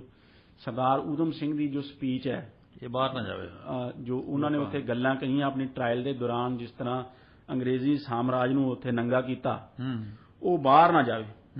ਸੋ ਉਹਨਾਂ ਦਾ ਜੋ ਬਾਰ-ਬਾਰ ਜੋ ਉਹ ਦੁਹਰਾ ਰਹੇ ਸੀ ਗੱਲ ਉਹ ਇਹੀ ਸੀ ਕਿ ਜੋ ਬ੍ਰਿਟਿਸ਼ ਹਕੂਮਤ ਹੈ ਉਹ ਉੱਥੇ ਇੱਕ ਸਟੇਟ ਸਪਾਂਸਰਡ ਜੋ ਹਿੰਸਾ ਹੈ ਜੀ ਇੱਕ ਉਹ ਉਸ ਨੂੰ ਅੰਜਾਮ ਭਾਰਤ ਦੇ ਵਿੱਚ ਦੇ ਰਹੀ ਹੈ ਤੇ ਜੋ ਡੈਮੋਕ੍ਰੇਸੀ ਤੇ ਜੋ ਸਿਵਲਾਈਜੇਸ਼ਨ ਦਾ ਜੋ ਨਾਰਾ ਦੇ ਕੇ ਉਹ ਦੁਨੀਆ ਨੂੰ ਮੂਰਖ ਬਣਾ ਰਹੇ ਹੈ ਉਸ ਦੇ ਵਿੱਚ ਸੱਚਾਈ ਨਹੀਂ ਹੈ। ਜੋ ਅਸਲ ਦੇ ਵਿੱਚ ਜੋ ਸਾਮਰਾਜੀ ਹਕੂਮਤ ਹੈ ਉਹ ਇੱਕ ਬਸਤੀਵਾਦੀ ਜੋ ਲੁੱਟ ਹੈ ਉਹ ਮਚਾ ਰਹੀ ਹੈ ਉੱਥੇ ਲੋਕਾਂ ਨੂੰ ਮਾਰ ਕੁੱਟ ਰਹੀ ਹੈ ਕੁਦਰਤੀ ਸਰੋਤਾਂ ਨੂੰ ਲੁੱਟ ਰਹੀ ਹੈ ਜੀ ਤੇ ਜੋ ਉਹਨਾਂ ਬਸਤੀਆਂ ਦੇ ਵਿੱਚ ਜੋ ਲੋਕ ਨੇ ਉਹਨਾਂ ਦੀ ਜ਼ਿੰਦਗੀਆਂ ਨੂੰ ਬਦਤਰ ਬਣਾ ਰਹੀ ਹੈ ਜੀ। ਸੋ ਉਹਨਾਂ ਨੇ ਭਾਮ ਸਾਹਿਬ ਇਹ ਲਫ਼ਜ਼ ਵਰਤੇ ਕਿ you people go to India ਜੀ and when you come back you are given prizes ਜੀ and put into the House of Commons but when we come to England we are put to death. ਕਿ ਤੁਸੀਂ ਜੋ ਉੱਥੇ ਹਕੂਮਤ ਕਰਕੇ ਆਉਂਦੇ ਹੋ ਜਿਸ ਤਰ੍ਹਾਂ ਦੀ ਲੁੱਟ ਜਾਂ ਕੋਈ ਉੱਥੇ ਬਰਬਰਕਾਰੇ ਬਸਤੀਵਾਦ ਦੀ ਉੱਥੇ ਕਰਦੇ ਹੋ ਤਾਂ ਤੁਸੀਂ ਜਦ ਵਾਪਸ ਆਉਂਦੇ ਹੋ ਤੁਹਾਨੂੰ ਇਨਾਮ ਦਿੱਤੇ ਜਾਂਦੇ ਨੇ। ਜਿਸ ਤਰ੍ਹਾਂ ਤੁਸੀਂ ਦੇਖੋ ਕਿ ਸਰ ਮਾਈਕਲ ਓਡਵਾਇਰ ਨੂੰ ਉੱਥੇ ਸਨਮਾਨਿਤ ਕੀਤਾ ਜਾ ਰਿਹਾ ਸੀ ਜੀ ਇਸ ਤਰ੍ਹਾਂ ਦੇ ਖੂਨੀ ਕਾਰਿਆਂ ਨੂੰ ਜੀ ਅੰਜਾਮ ਦੇਣ ਤੋਂ ਬਾਅਦ ਵੀ ਉਸ ਨੂੰ ਉੱਥੇ ਸਨਮਾਨਿਤ ਕੀਤਾ ਜਾ ਰਿਹਾ ਸੀ। ਇਹਦਾ ਮਤਲਬ ਇਹ ਸੀ ਵੀ ਪੂਰੀ ਜਿਹੜੀ ਗੋਰੀ ਕੌਮ ਹੈ ਉਹ ਇਸ ਦੇ ਨਾਲ ਸਹਿਮਤ ਸੀ ਜੋ ਕੁਝ ਉੱਥੇ ਜੋ ਮਾਈਕਲ ਓਡਵਾਇਰ ਨੇ ਕੀਤਾ ਜਾਂ ਜਨਰਲ ਡਾਇਰ ਨੇ ਕੀਤਾ ਪੂਰੀ ਮਤਲਬ ਜਿਹੜੀ ਆਪਾਂ ਕਹਿ ਸਕਦੇ ਕੌਮ ਜਿਹੜੀ ਹੈ ਗੋਰੀ ਕੌਮ ਉਹ ਇਹਦੇ ਨਾਲ ਸਹਿਮਤ ਸੀ ਔਰ ਇਸੇ ਚੀਜ਼ ਨੂੰ ਉਹ ਦਰਸਾਉਣਾ ਚਾਹੁੰਦੇ ਸੀ ਵੀ ਤੁਸੀਂ ਸਾਰੇ ਇੱਕੋ ਜਿਹੇ ਹੋ। ਨਹੀਂ ਭਾਮ ਸਾਹਿਬ ਜੀ ਇਹ ਗੱਲ ਨਹੀਂ ਕਿਉਂਕਿ ਉਹ ਪੂਰੀ ਕੌਮ ਦੇ ਖਿਲਾਫ ਉਹਨਾਂ ਨੇ ਕੁਝ ਨਹੀਂ ਕਿਹਾ। ਉਹਨਾਂ ਨੇ ਇਹ ਵੀ ਨਹੀਂ ਕਿਹਾ ਕਿ ਪੂਰੀ ਕੌਮ ਜੋ ਹੈ ਇਸ ਦੇ ਵਿੱਚ ਸ਼ਾਮਲ ਹੈ ਸਗੋਂ ਕਿ ਉਹਨਾਂ ਨੇ ਕਿਹਾ ਕਿ ਸਾਡੀ ਦੁਸ਼ਮਣੀ ਹੈ ਜੀ ਜੋ ਗੋਰੀ ਕੌਮ ਦੇ ਨਾਲ ਨਹੀਂ ਜੀ ਇੰਗਲੈਂਡ ਦੇ ਲੋਕਾਂ ਦੇ ਨਾਲ ਨਹੀਂ ਪਰ ਜੋ ਇੰਗਲੈਂਡ ਦੀ ਜੋ ਬਸਤੀਵਾਦੀ ਸਰਕਾਰ ਹੈ ਜੀ ਸਾਡਾ ਜੋ ਵਿਰੋਧ ਹੈ ਜੀ ਉਸ ਦੇ ਪ੍ਰਤੀ ਹੈ। ਸਗੋਂ ਉਹਨਾਂ ਨੇ ਇਹ ਵੀ ਬਿਆਨ ਦਿੱਤਾ ਜੀ ਕਿ I have great sympathy with the workers of England ਜੀ ਜੀ ਉਹਨਾਂ ਨੇ ਕਿਹਾ ਕਿ ਜੋ ਇੰਗਲੈਂਡ ਦੇ ਵਰਕਰ ਹੈ ਚਾਹੇ ਉਹ ਗੋਰੇ ਹੈ ਚਾਹੇ ਕਾਲੇ ਹੈ ਚਾਹੇ ਕਿਸੇ ਵੀ ਨਸਲ ਦੇ ਹੈ ਜੀ ਮੇਰੀ ਉਹਨਾਂ ਦੇ ਨਾਲ ਪੂਰੀ ਹਮਦਰਦੀ ਹੈ ਜੀ ਸਾਡੀ ਕਿਸੇ ਨਸਲ ਕਿਸੇ ਰੰਗ ਕਿਸੇ ਕੌਮ ਦੇ ਨਾਲ ਕੋਈ ਦੁਸ਼ਮਣੀ ਨਹੀਂ ਸਰਕਾਰ ਪ੍ਰਸਤਾ ਨਾਲ ਹੈ ਜੋ ਸਾਡੀ ਦੁਸ਼ਮਣੀ ਹੈ ਉਹ ਸਾਮਰਾਜਵਾਦ ਦੇ ਨਾਲ ਹੈ ਜੀ। ਸੋ ਉਹਨਾਂ ਨੇ ਕਿਹਾ I am against the imperial government ਜੀ ਜੋ ਸਾਮਰਾਜਵਾਦੀ ਸਰਕਾਰ ਹੈ ਮੈਂ ਉਸ ਦੇ ਖਿਲਾਫ ਹਾਂ ਮੈਂ ਇੰਗਲੈਂਡ ਦੇ ਲੋਕਾਂ ਦੇ ਖਿਲਾਫ ਨਹੀਂ ਜੀ। ਸਗੋਂ ਉਹਨਾਂ ਨੇ ਤਾਂ ਇਹ ਵੀ ਕਿਹਾ ਕਿ ਜੋ I have more English friends living in England than in India ਜੀ ਕਿ ਮੇਰੇ ਜੋ ਜ਼ਿਆਦਾ ਦੋਸਤ ਹੈ ਉਹ ਇੰਗਲੈਂਡ ਦੇ ਵਿੱਚ ਹੈ ਜੀ ਇੰਗਲਿਸ਼ ਲੋਕ ਮੇਰੇ ਦੋਸਤ ਹੈ ਜੀ ਮੇਰੇ ਦੋਸਤ ਇੰਡੀਆ ਦੇ ਵਿੱਚ ਨਹੀਂ ਕਿਉਂਕਿ ਜ਼ਾਹਿਰ ਹੈ ਕਿ ਹਿੰਦੁਸਤਾਨ ਦੇ ਵਿੱਚ ਤਾਂ ਉਹ ਇੰਨਾ ਸਮਾਂ ਰਹੇ ਨਹੀਂ ਇਸ ਲਈ ਇੰਗਲੈਂਡ ਦੇ ਲੋਕਾਂ ਦੇ ਖਿਲਾਫ ਕਿਸੇ ਨਸਲ ਦੇ ਖਿਲਾਫ ਕਿਸੇ ਕੌਮ ਦੇ ਖਿਲਾਫ ਉਹਨਾਂ ਦਾ ਕੋਈ ਗੁੱਸਾ ਨਹੀਂ ਸੀ ਜੀ ਉਹਨਾਂ ਦਾ ਜੋ ਗੁੱਸਾ ਸੀ ਜੋ ਵਿਰੋਧ ਸੀ ਜੀ ਉਹ ਸਾਮਰਾਜਵਾਦੀ ਜੋ ਸਰਕਾਰ ਹੈ ਜੀ ਉਸ ਦੇ ਖਿਲਾਫ ਸੀ ਜੀ। ਸੋ ਇਸ ਤਰ੍ਹਾਂ ਭਾਮ ਸਾਹਿਬ ਉਹਨਾਂ ਨੇ ਫਿਰ ਇਨਕਲਾਬ ਜ਼ਿੰਦਾਬਾਦ ਦੇ ਨਾਅਰੇ ਉੱਥੇ ਜੀ ਦਿੱਤੇ ਇੱਕ ਹੋਰ ਜੋ ਗੱਲ ਹੈ ਜੋ ਬੜੀ ਸਾਨੂੰ ਇੰਟਰਸਟਿੰਗ ਜਾਪਦੀ ਹੈ, ਉਹ ਸ਼ਾਇਰੀ ਦੇ ਵੀ ਬੜੇ ਸ਼ੌਕੀਨ ਸੀ। ਉਹ ਜੇਲ੍ਹ ਡਾਇਰੀ ਦੇ ਵਿੱਚ ਉਹ ਹੀਰ ਬੜੀ ਪੜ੍ਹਿਆ ਕਰਦੇ ਸੀ। ਅੱਛਾ। ਹੀਰ ਵਾਰਿਸ ਸ਼ਾਹ ਜੀ। ਉਹਨਾਂ ਨੇ ਭਾਮ ਸਾਹਿਬ ਕੁਝ ਜੋ ਲਿਖਾਰੀ ਹੈ ਉਹ ਵੀ ਇਹ ਕਹਿੰਦੇ ਆ ਕਿ ਉਹਨਾਂ ਨੇ ਜਦ ਜੇਲ੍ਹ ਦੇ ਵਿੱਚ ਉਹ ਅਦਾਲਤ ਦੇ ਵਿੱਚ ਕਸਮ ਚੱਕੀ, ਉਹ ਵੀ ਉਹਨਾਂ ਨੇ ਇਹ ਕਿਹਾ ਕਿ ਮੈਂ ਜੋ ਹੀਰ ਰਾਂਝੇ ਦੀ ਕਿਤਾਬ ਹੈ ਜੀ, ਮੈਂ ਉਸ ਦੇ ਉੱਤੇ ਜੋ ਕਸਮ ਚੱਕਣੀ ਹੈ। ਜੀ। ਇਸ ਤਰ੍ਹਾਂ ਉਹਨਾਂ ਨੇ ਜੋ ਆਪਣੇ ਪੰਜਾਬੀ ਹੋਣ ਦੇ ਮਾਣ ਨੂੰ, ਜੋ ਪੰਜਾਬੀ ਹੋਣ ਦੇ ਗੌਰਵ ਨੂੰ, ਜੀ, ਉਸ ਨੂੰ ਅੱਗੇ ਰੱਖਿਆ। ਜੀ। ਸੋ ਉਹ ਜੋ ਹੀਰ ਹੈ ਜੀ, ਉਹ ਉਸ ਨੂੰ ਬੜਾ ਪਸੰਦ ਕਰਦੇ ਸੀ। ਜੀ। ਹੀਰ ਦੇ ਵਿੱਚੋਂ, ਵਾਰਿਸ ਸ਼ਾਹ ਦੀ ਹੀਰ ਦੇ ਵਿੱਚੋਂ ਉਹ ਮੋਟੀਵੇਸ਼ਨ ਲਿਆ ਕਰਦੇ ਸੀ। ਜੀ। ਉਹ ਕਈ ਤਰ੍ਹਾਂ ਦੇ ਜੋ ਵਾਰਿਸ ਸ਼ਾਹ ਦੇ ਵਿੱਚ, ਹੀਰ ਦੇ ਵਿੱਚੋਂ, ਕਿਸੇ ਦੇ ਵਿੱਚੋਂ ਗੱਲਾਂ ਉਹ ਦੁਹਰਾਇਆ ਕਰਦੇ ਸੀ। ਜੀ, ਜੀ, ਜੀ, ਜੀ। ਸੋ ਜਿਹੜੀ ਹੁਣ ਸ਼ਹੀਦ ਊਧਮ ਸਿੰਘ ਹੋਣਾ ਦੀ ਵਿਚਾਰਧਾਰਾ ਹੈ ਜੀ, ਉਹਦੇ ਬਾਰੇ ਚਰਚਾ ਨਾ ਕਰੀਏ ਤਾਂ ਫਿਰ ਉਹ ਪੂਰੀ ਵਿਚਾਰਧਾਰਾ ਨੂੰ ਸਮਝਣਾ ਵੀ ਬਹੁਤ ਜ਼ਰੂਰੀ ਹੈ। ਔਰ ਉਹਨਾਂ ਨੇ ਆਪਣੇ ਆਪ ਨੂੰ ਜਿਹੜਾ ਮੁਹੰਮਦ ਸਿੰਘ ਆਜ਼ਾਦ ਇਹ ਕਿਉਂ ਕਿਹਾ? ਜੀ ਭਾਮ ਸਾਹਿਬ, ਕਿਉਂਕਿ ਜਿਸ ਤਰ੍ਹਾਂ ਦੇਖੋ ਅਸੀਂ ਜ਼ਿਕਰ ਕਰ ਚੁੱਕੇ ਹਾਂ ਕਿ ਸ਼ਹੀਦ ਊਧਮ ਸਿੰਘ ਸਿਰਫ ਇੱਕ ਗੋਲੀ ਚਲਾਉਣ ਵਾਲਾ ਹੱਥ ਨਹੀਂ ਸੀ ਜੀ, ਉਹ ਇੱਕ ਬੜੀ ਵੱਡੀ ਵਿਚਾਰਧਾਰਾ ਸੀ ਜੀ। ਜੋ ਵਿਚਾਰਧਾਰਾ ਉਹਨਾਂ ਦੀ ਟ੍ਰਾਇਲ ਦੇ ਦੌਰਾਨ ਉਹ ਨਿਖੜ ਕੇ ਬਾਹਰ ਆਈ ਜੀ। ਜਿਸ ਤਰ੍ਹਾਂ ਉਹਨਾਂ ਨੇ ਅੰਗਰੇਜ਼ੀ ਜੋ ਸਾਮਰਾਜਵਾਦ ਹੈ ਉਸ ਦੀਆਂ ਜੋ ਬੱਖੀਆਂ ਉਧੇੜੀਆਂ ਜੀ, ਜਿਸ ਤਰ੍ਹਾਂ ਉਸ ਨੂੰ ਦੁਨੀਆ ਦੇ ਵਿੱਚ ਨੰਗਾ ਕੀਤਾ ਜੀ, ਉਸ ਤੋਂ ਪਤਾ ਲੱਗਦਾ ਹੈ ਕਿ ਉਹ ਕਿੰਨੇ ਪੜ੍ਹੇ ਲਿਖੇ ਤੇ ਸੂਝਵਾਨ ਇਨਸਾਨ ਸੀ ਜੀ। ਕਿੰਨੀ ਉਹਨਾਂ ਦੀ ਲੋਕ ਪੱਖੀ ਸੋਚ ਸੀ ਤੇ ਸਾਮਰਾਜਵਾਦ ਦੇ ਕੱਟੜ ਵਿਰੋਧੀ ਸਨ ਜੀ। ਕਿਉਂਕਿ ਉਹਨਾਂ ਨੂੰ ਜੋ ਗਦਰ ਪਾਰਟੀ ਹੈ ਜੀ, ਉਹਦੇ ਵੀ ਉਹ ਮੈਂਬਰ ਸੀ, ਵਰਕਰ ਐਸੋਸੀਏਸ਼ਨ ਦੇ ਵੀ ਮੈਂਬਰ ਸੀ ਜੀ। ਜੀ। ਤੇ ਬੜਾ ਜਿਸ ਤਰ੍ਹਾਂ ਭਗਤ ਸਿੰਘ ਨੇ ਕਿਹਾ ਕਿ ਜੋ ਇਨਕਲਾਬ ਹੈ ਜੀ, ਉਹ ਵਿਚਾਰਾਂ ਨਾਲ ਆਉਂਦਾ ਜੀ। ਜੋ ਇਨਕਲਾਬ ਹੈ ਉਹ ਬੰਬ ਤੇ ਪਿਸਤੌਲ ਨਹੀਂ ਲਿਆਉਂਦੇ, ਕਿ ਜੋ ਇਨਕਲਾਬ ਦੀ ਤਲਵਾਰ ਹੈ ਉਹ ਵਿਚਾਰਾਂ ਦੀ ਸ਼ਾਨ ਦੇ ਉੱਤੇ ਤਿੱਖੀ ਹੁੰਦੀ ਹੈ। ਬਿਲਕੁਲ। ਇਸ ਤਰ੍ਹਾਂ ਜੋ ਉਹਨਾਂ ਦੇ ਵਿਚਾਰਾਂ ਦੀ ਤਲਵਾਰ ਹੈ ਉਹ ਵੀ ਬੜੀ ਤਿੱਖੀ ਸੀ। ਜੋ ਮੁਹੰਮਦ ਸਿੰਘ ਆਜ਼ਾਦ ਜਦ ਉਹਨਾਂ ਨੇ ਆਪਣੇ ਆਪ ਨੂੰ ਕਿਹਾ ਜੀ, ਇਹ ਇੱਕ ਬੜਾ ਵੱਡਾ ਸੁਨੇਹਾ ਸੀ, ਕਿਉਂਕਿ ਜੋ ਅੰਗਰੇਜ਼ ਹੈ ਉਹ ਸਦੀਆਂ ਤੋਂ ਸਾਨੂੰ ਧਰਮਾਂ ਦੇ ਨਾਂ ਤੇ ਹਿੰਦੁਸਤਾਨੀਆਂ ਨੂੰ ਵੰਡਦਾ ਆਇਆ ਜੀ। 1857 ਤੋਂ ਬਾਅਦ ਅੰਗਰੇਜ਼ ਨੇ ਪਾਲਿਸੀ ਬਣਾ ਲਈ ਸੀ, ਜਦ ਹਿੰਦੂ ਤੇ ਮੁਸਲਮਾਨ ਇਕੱਠੇ ਹੋ ਕੇ ਜੀ ਅੰਗਰੇਜ਼ਾਂ ਦੇ ਖਿਲਾਫ 1857 ਦੇ ਗਦਰ ਵਿੱਚ ਲੜੇ। ਅੰਗਰੇਜ਼ ਨੇ ਪਾਲਿਸੀ ਬਣਾ ਲਈ ਸੀ ਡਿਵਾਈਡ ਐਂਡ ਰੂਲ, ਪਾੜੋ ਤੇ ਰਾਜ ਕਰੋ। ਉਸ ਨੇ ਫਿਰ ਹਿੰਦੂਆਂ ਤੇ ਮੁਸਲਮਾਨਾਂ ਦੇ ਵਿੱਚ ਜੋ ਧਾਰਮਿਕ ਨਫ਼ਰਤ ਹੈ ਜੀ, ਉਹ ਫੈਲਾਉਣੀ ਸ਼ੁਰੂ ਕਰ ਦਿੱਤੀ ਜੀ। ਹਿੰਦੂਆਂ ਤੇ ਮੁਸਲਮਾਨਾਂ ਨੂੰ ਅਲੱਗ-ਅਲੱਗ ਕਰਨਾ ਸ਼ੁਰੂ ਕਰ ਦਿੱਤਾ। ਉਸ ਤਰ੍ਹਾਂ ਜ਼ਬਾਨਾਂ ਦੀ ਵੰਡ ਕੀਤੀ। ਜੋ ਹਿੰਦੀ ਹੈ ਉਹ ਹਿੰਦੂਆਂ ਦੇ ਖਾਤੇ ਪਵਾਈ, ਉਰਦੂ ਨੂੰ ਮੁਸਲਮਾਨ ਬਣਾ ਦਿੱਤਾ। ਸੋ ਇਸ ਤਰ੍ਹਾਂ ਕੁਝ ਜੋ ਪਿੱਠੂ ਲੋਕ ਸੀ ਆਪਣੇ, ਉਹਨਾਂ ਦੇ ਜ਼ਰੀਏ ਜੋ ਧਾਰਮਿਕ ਫਿਰਕਿਆਂ ਦੇ ਵਿੱਚ ਨਫ਼ਰਤ ਪੈਦਾ ਸ਼ੁਰੂ ਕਰਨੀ ਕੀਤੀ ਜੀ। ਬੰਗਾਲ ਦੀ ਜੋ ਡਿਵੀਜ਼ਨ ਹੈ ਉਹ ਧਰਮ ਦੇ ਆਧਾਰ ਤੇ ਕਰਨ ਦੀ ਕੋਸ਼ਿਸ਼ ਕੀਤੀ ਲਾਰਡ ਕਰਜ਼ਨ ਨੇ ਜੀ। ਉਸ ਤੋਂ ਬਾਅਦ ਜੋ ਹੈ ਉਹ ਸੈਪਰੇਟ ਇਲੈਕਟੋਰੇਟਸ ਤੇ ਕਮਿਊਨਲ ਅਵਾਰਡ ਜੋ ਹੈ ਜੀ ਉਹ ਵੀ ਕੀਤਾ ਗਿਆ, ਜਿਸ ਦੇ ਵਿੱਚ ਲੋਕਾਂ ਦੇ ਵਿੱਚ ਵੰਡੀਆਂ ਪਾਉਣ ਦੀ ਹੋਰ ਗੱਲ ਕੀਤੀ ਗਈ। ਇਹ ਸਭ ਨੂੰ ਦੇਖਦੇ ਹੋਏ ਜੋ ਸਰਦਾਰ ਊਧਮ ਸਿੰਘ ਹੈ ਉਹ ਇਹ ਗੱਲ ਸਮਝਦੇ ਸੀ ਜੀ ਕਿ ਜੋ ਅੰਗਰੇਜ਼ ਹੁਕਮਰਾਨ ਹੈ ਉਹ ਧਰਮ ਨੂੰ ਇਸਤੇਮਾਲ ਕਰ ਰਿਹਾ ਸਾਡੇ ਲੋਕਾਂ ਨੂੰ ਪਾੜਨ ਲਈ। ਤੇ ਜਦੋਂ ਲੋਕ ਵੰਡੇ ਜਾਂਦੇ ਆ ਫਿਰ ਉਹੀ ਹੁਕਮਰਾਨ ਉਹਨਾਂ ਦੇ ਸਿਰ ਤੇ ਬਹਿ ਕੇ ਉਹਨਾਂ ਦੇ ਦੋਨਾਂ ਦੇ ਜੁੱਤੀਆਂ ਮਾਰਦੇ ਆ ਜੀ, ਚਾਹੇ ਉਹ ਹਿੰਦੂ ਹੋਵੇ ਚਾਹੇ ਉਹ ਮੁਸਲਮਾਨ ਹੋਵੇ ਜੀ। ਇਸ ਲਈ ਉਹਨਾਂ ਨੇ ਧਰਮ ਦੇ ਨਾਂ ਦੇ ਉੱਤੇ ਵੰਡੇ ਜਾਣ ਤੇ ਇਨਕਾਰ ਕਰ ਦਿੱਤਾ ਜੀ। ਉਹਨਾਂ ਨੇ ਅਦਾਲਤ ਨੂੰ ਤੇ ਉੱਥੇ ਕੋਰਟ ਨੂੰ ਵੀ ਇਹ ਦਰਖਾਸਤ ਕੀਤੀ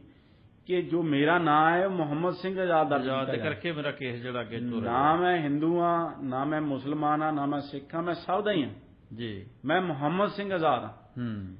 ਉਹ ਇਸ ਗੱਲ ਦਾ ਭੰਮ ਸਾਹਿਬ ਜੋ ਅੱਜ ਵੀ ਸਾਨੂੰ ਇਸ ਗੱਲ ਤੇ ਜੋ ਤਵੱਕੋ ਹੈ ਜੀ ਉਹ ਦੇਣ ਦੀ ਲੋੜ ਹੈ, ਕਿਉਂਕਿ ਅੱਜ ਵੀ ਜੋ ਭਾਰਤ ਦੇ ਲੋਕ ਹੈ ਉਹ ਧਰਮਾਂ ਦੇ ਨਾਮ ਤੇ ਵੰਡੇ ਜਾ ਰਹੇ ਹੈ ਜੀ। ਹਿੰਦੂ ਮੁਸਲਮਾਨ ਦੇ ਵਿੱਚ ਪਾੜਾ ਵਧਾਇਆ ਜਾ ਰਿਹਾ ਹੈ ਸਿਆਸੀ ਕਾਰਨਾਂ ਦੇ ਕਰਕੇ ਜੀ। ਜੋ ਸਿਆਸਤਦਾਨ ਹੈ ਉਹ ਦੰਗਾ ਫਸਾਦ ਕਰਵਾ ਕੇ ਇੱਕ ਦੇ ਹੱਥੋਂ ਦੂਜੇ ਨੂੰ ਮਰਵਾ ਕੇ ਜੀ ਇਹਨਾਂ ਦੋਨਾਂ ਦਾ ਸ਼ੋਸ਼ਣ ਕਰ ਰਿਹਾ ਜੀ। ਸੋ ਅੱਜ ਜੋ ਹਿੰਦੂ ਤੇ ਮੁਸਲਮਾਨ ਹੈ ਹਿੰਦੁਸਤਾਨ ਦੇ ਵਿੱਚ, ਉਸ ਨੂੰ ਵੀ ਮੁਹੰਮਦ ਸਿੰਘ ਆਜ਼ਾਦ ਜੀ ਬਣਨਾ ਚਾਹੀਦਾ ਹੈ। ਬਿਲਕੁਲ। ਨਾ ਹਿੰਦੂ ਤੇ ਨਾ ਮੁਸਲਮਾਨ, ਮੁਹੰਮਦ ਸਿੰਘ ਆਜ਼ਾਦ ਜੀ। ਸਭ ਧਰਮਾਂ ਤੋਂ ਉੱਪਰ ਉੱਠ ਕੇ ਇੱਕ ਆਪਣੀ ਜੋ ਭਾਰਤੀ ਹੋਣ ਦੇ ਨਾਤੇ ਜੀ ਆਪਣੇ ਦੇਸ਼ ਨੂੰ ਅੱਗੇ ਲਿਜਾਣ ਦੀ, ਆਪਣੇ ਸਮਾਜ ਨੂੰ ਵਧੀਆ ਬਣਾਉਣ ਦੀ ਜੋ ਸੋਚ ਹੈ ਜੀ ਉਹ ਅਪਣਾਉਣੀ ਚਾਹੀਦੀ ਹੈ, ਜਿਸ ਦੀ ਕਿ ਸਾਨੂੰ ਮੋਟੀਵੇਸ਼ਨ ਹੈ ਜੀ ਉਹ ਸਰਦਾਰ ਊਧਮ ਸਿੰਘ ਕੋਲੋਂ ਮਿਲਦੀ ਹੈ। ਬਿਲਕੁਲ ਬਿਲਕੁਲ ਬਿਲਕੁਲ। ਸਾਡੇ ਕੋਲੇ ਸਿਰਫ ਲਵਲੀਨ ਜੀ 5 ਮਿੰਟ ਦਾ ਸਮਾਂ ਬਾਕੀ ਰਹਿ ਗਿਆ ਜੀ, ਕਿਉਂਕਿ ਆਖਰੀ ਪੜਾਅ ਸਾਡਾ ਪ੍ਰੋਗਰਾਮ ਦੀ ਸਮਾਪਤੀ ਦਾ ਸਮਾਂ ਹੋ ਚੱਲਿਆ। ਇਸ ਲਈ ਅਸੀਂ ਤੁਹਾਡੇ ਤੋਂ ਹੁਣ ਅਖੀਰ ਦੇ ਵਿੱਚ ਆਖਰੀ ਸਵਾਲ ਵਜੋਂ ਇਹ ਲਵਾਂਗੇ ਕਿ ਊਧਮ ਸਿੰਘ ਨੂੰ ਕਿਸ ਤਰ੍ਹਾਂ ਯਾਦ ਕੀਤਾ ਜਾ ਸਕਦਾ ਜੀ, ਜੇ ਸਾਡੀ ਕੌਮ ਜਾਂ ਸਾਡੀ ਨੌਜਵਾਨ ਪੀੜ੍ਹੀ ਹੈ ਉਹ ਉਹਨਾਂ ਨੂੰ ਕਿਸ ਸੰਦਰਭ ਦੇ ਵਿੱਚ ਲਵੇ? ਵੀ ਭਾਮ ਸਾਹਿਬ, ਜੋ ਮੇਰੀ ਇੱਕ ਪੁਰਜ਼ੋਰ ਬੇਨਤੀ ਹੈ ਜੀ ਸਾਰੀ ਕੌਮ ਨੂੰ, ਸਭ ਲੋਕਾਂ ਨੂੰ, ਜੀ, ਕਿ ਰੱਬ ਦੇ ਵਾਸਤੇ ਜੋ ਸਾਡੇ ਸ਼ਹੀਦ ਹੈ ਜੀ, ਉਹਨਾਂ ਨੂੰ ਧਰਮਾਂ, ਜ਼ਾਤਾਂ, ਮਜ਼ਹਬਾਂ ਦੇ ਵਿੱਚ ਵੰਡਣਾ ਬੰਦ ਕਰੋ ਜੀ। ਇਹ ਹੁਣ ਦੇਖੋ, ਇਹ ਚੱਲਣ ਚੱਲ ਪਿਆ ਹੈ ਕਿ ਕਿਸੇ ਨੂੰ ਸਿੱਖ ਸਾਬਤ ਕਰਨ ਦੀ ਕੋਸ਼ਿਸ਼ ਕਰਨੀ, ਕੀਤੀ ਜਾ ਰਹੀ ਹੈ, ਕਿਸੇ ਨੂੰ ਹਿੰਦੂ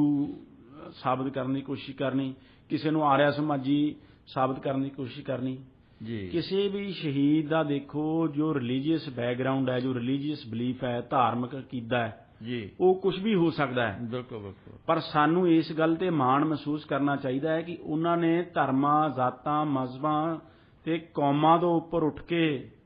ਮਨੁੱਖਤਾ ਦੇ ਲਈ, ਨਿਸ਼ਾਨਾ ਮਿੱਥਿਆ, ਦੇਸ਼ ਦੇ ਲਈ ਜੋ ਆਪਣੀ ਕੁਰਬਾਨੀ ਹੈ ਜੀ, ਉਹ ਦਿੱਤੀ ਹੈ। ਜੀ, ਸੋ ਉਹਨਾਂ ਨੂੰ ਧਰਮਾਂ, ਜ਼ਾਤਾਂ, ਮਜ਼ਹਬਾਂ ਦੇ ਵਿੱਚ ਵੰਡ ਕੇ ਸ਼ਹੀਦਾਂ ਦਾ ਅਪਮਾਨ ਕਰਨਾ ਬੰਦ ਕਰੋ, ਉਹਨਾਂ ਨੂੰ ਛੋਟੇ ਨਾ ਕਰੋ। ਜਿਸ ਤਰ੍ਹਾਂ ਕਿ ਹੁਣ ਅਸੀਂ ਮਹਿਸੂਸ ਕਰ ਰਹੇ ਹਾਂ ਕਿ ਪਿਛਲੇ ਸਮੇਂ ਦੇ ਵਿੱਚ ਭਗਤ ਸਿੰਘ ਵੀ, ਉਹਨਾਂ ਦਾ ਜਿਹੜਾ ਗੋਤ ਸੰਧੂ ਸੀਗਾ, ਉਹ ਸੰਧੂ ਭਗਤ ਸਿੰਘ ਸੰਧੂ ਲਿਖਣ ਲੱਗ ਪਏ ਸੀ ਉਹਨਾਂ ਨੂੰ, ਕੁਝ ਕਰਨ ਲੱਗੇ ਸੀ। ਹੁਣ ਦੇਖੋ ਸਿਮਰਨਜੀਤ ਸਿੰਘ ਮਾਨ ਵਰਗਿਆਂ ਨੇ ਤਾਂ ਮਤਲਬ ਹੱਦ ਹੀ ਮੁਕਾ ਦਿੱਤੀ ਹੈ। ਬਿਲਕੁਲ ਬਿਲਕੁਲ। ਸ਼ਹੀਦਾਂ ਨੂੰ ਉਹ ਅੱਤਵਾਦੀ ਕਹਿ ਰਹੇ ਆ। ਹਾਂ, ਹੁਣ ਦੇਖੋ ਭਗਤ ਸਿੰਘ ਨੂੰ ਅੱਤਵਾਦੀ ਕਹਿ ਕੇ ਉਹ ਇਹ ਸਾਬਤ ਕਰਨਾ, ਦੂਸਰਾ ਜੋ ਕੋਈ ਸੋਸ਼ਲ ਮੀਡੀਆ ਜੋ ਪੇਡ ਹੈ, ਜੋ IT ਸੈੱਲ ਹੈ, ਉਹ ਭਗਤ ਸਿੰਘ ਨੂੰ ਆਰਿਆ ਸਮਾਜੀ ਸਾਬਤ ਕਰਨ ਤੇ ਤੁਲਿਆ ਹੋਇਆ ਹੈ। ਉਹ ਇਸ ਤਰ੍ਹਾਂ ਕਿ ਜੋ ਸਿੱਖਾਂ ਦੇ ਮਨਾਂ ਦੇ ਵਿੱਚ ਜੋ ਭਗਤ ਸਿੰਘ ਦੀ ਇੱਜ਼ਤ ਹੈ ਉਸ ਨੂੰ ਘਟਾਇਆ ਜਾ ਸਕੇ। ਜੀ, ਇਸ ਤਰ੍ਹਾਂ ਦੀਆਂ ਗੱਲਾਂ ਸ਼ਹੀਦਾਂ ਨੂੰ ਧਰਮ ਦੇ ਨਾਂ ਤੇ ਵੰਡਣ ਦੀਆਂ ਕੋਸ਼ਿਸ਼ਾਂ ਕੀਤੀਆਂ ਜਾ ਰਹੀਆਂ ਨੇ। ਮੈਂ ਭਾਮ ਸਾਹਿਬ ਹੈਰਾਨ ਹਾਂ ਕਿ ਇਹਨਾਂ ਲੋਕਾਂ ਦੇ ਮਨ ਦੇ ਵਿੱਚ ਜੋ ਧਰਮ, ਮਜ਼ਹਬ, ਜੋ ਇੱਕ ਤਰ੍ਹਾਂ ਦਾ ਜੋ ਉਹ ਬੈਠਿਆ ਹੋਇਆ ਹੈ, ਜੋ ਇੱਕ ਤੰਗ ਨਜ਼ਰੀਆ, ਉਸ ਤੋਂ ਬਾਹਰ ਨਿਕਲ ਕੇ ਕਦ ਸੋਚਣਗੇ। ਜੀ, ਭਾਮ ਸਾਹਿਬ, ਮੈਂ ਤਾਂ ਇਹ ਗੱਲ ਕਹਿਣਾ ਚਾਹੁੰਦਾ ਹਾਂ ਕਿ ਸ਼ਹੀਦ ਜੀ, ਨਾ ਕਿਸੇ ਜ਼ਾਤ ਦਾ, ਨਾ ਕਿਸੇ ਪਾਤ ਦਾ, ਜੀ, ਸ਼ਹੀਦ ਤਾਂ ਹੁੰਦਾ ਹੈ ਸਾਰੀ ਕਾਇਨਾਤ ਦਾ। ਜੀ, ਸ਼ਹੀਦ ਨਾ ਕਿਸੇ ਜ਼ਾਤ ਦਾ, ਨਾ ਕਿਸੇ ਪਾਤ ਦਾ, ਸ਼ਹੀਦ ਹੁੰਦਾ ਹੈ ਸਾਰੀ ਕਾਇਨਾਤ ਦਾ। ਉਹ ਮਨੁੱਖਤਾ ਦੇ ਲਈ ਭਰਦਾ ਹੈ ਇੱਕ ਬੜੀ ਲੰਮੀ ਡਿੰਗ, ਜੀ, ਬਣ ਜਾਂਦਾ ਹੈ ਰਾਮ ਮੁਹੰਮਦ ਸਿੰਘ। ਕੀ ਬਾਤ। ਇਸ ਲਈ ਸ਼ਹੀਦਾਂ ਨੂੰ ਧਰਮਾਂ, ਜ਼ਾਤਾਂ, ਮਜ਼ਹਬਾਂ ਦੇ ਵਿੱਚ ਵੰਡਣਾ ਬੰਦ ਕਰੋ। ਸ਼ਹੀਦਾਂ ਦੀ ਇੱਜ਼ਤ ਕਰੋ, ਉਹਨਾਂ ਦੀ ਜ਼ਿੰਦਗੀ ਤੋਂ ਸੇਧ ਲਓ। ਸ਼ਹੀਦ ਊਧਮ ਸਿੰਘ ਦੀ ਜ਼ਿੰਦਗੀ ਤੋਂ ਇਹ ਸੇਧ ਲਓ ਕਿ ਜ਼ਿੰਦਗੀ ਦੇ ਵਿੱਚ ਜੋ ਮਿੱਥੇ ਹੋਏ ਟੀਚੇ ਹੈ, ਉਹਨਾਂ ਦੇ ਵੱਲ ਕਿਸ ਤਰ੍ਹਾਂ ਵਧਿਆ ਜਾਂਦਾ ਹੈ। ਡਿਟਰਮੀਨੇਸ਼ਨ ਕੀ ਚੀਜ਼ ਹੁੰਦੀ ਹੈ। ਜੇ ਕੋਈ ਨਿਸ਼ਾਨਾ ਜ਼ਿੰਦਗੀ ਦੇ ਵਿੱਚ ਮਿਥ ਲਿਆ ਤਾਂ ਉਹ ਉਸ ਨੂੰ ਅਚੀਵ ਕਰਨ ਲਈ ਫਿਰ ਉਹ ਜੋ ਜ਼ਮੀਨ ਅਸਮਾਨ ਹੈ ਉਹ ਕਿਸ ਤਰ੍ਹਾਂ ਇੱਕ ਕੀਤੀ ਜਾਂਦੀ ਹੈ। ਕਿਸ ਤਰ੍ਹਾਂ ਜੋ ਆਪਣੀ ਸੋਚ ਹੈ ਉਸ ਨੂੰ ਉੱਚਾ ਚੱਕਿਆ ਜਾਂਦਾ ਹੈ, ਕਿਸ ਤਰ੍ਹਾਂ ਇੱਕ ਸਟਰਗਲ ਕੀਤਾ ਜਾਂਦਾ ਹੈ ਆਪਣੇ ਹੱਕਾਂ ਦੇ ਲਈ। ਬਿਲਕੁਲ ਬਿਲਕੁਲ। ਸੋ ਇਹ ਮੈਸੇਜ ਹੈ, ਕਿਸ ਤਰ੍ਹਾਂ ਲੋਕਾਂ ਨੂੰ ਜੋੜਨ ਦਾ ਕੰਮ ਕੀਤਾ ਜਾਂਦਾ ਹੈ। ਮੈਂ ਪਿਛਲੇ ਸਮੇਂ ਦੇ ਵਿੱਚ ਹੁਣ ਦੇਖਿਆ ਜੀ ਵੀ ਜਿਹੜੇ ਗੈਂਗਸਟਰ ਕਲਚਰ ਜਿਹੜਾ ਸਾਡੇ ਪ੍ਰਫੁੱਲਤ ਹੋ ਰਿਹਾ ਬੜੀ ਤੇਜ਼ੀ ਨਾਲ,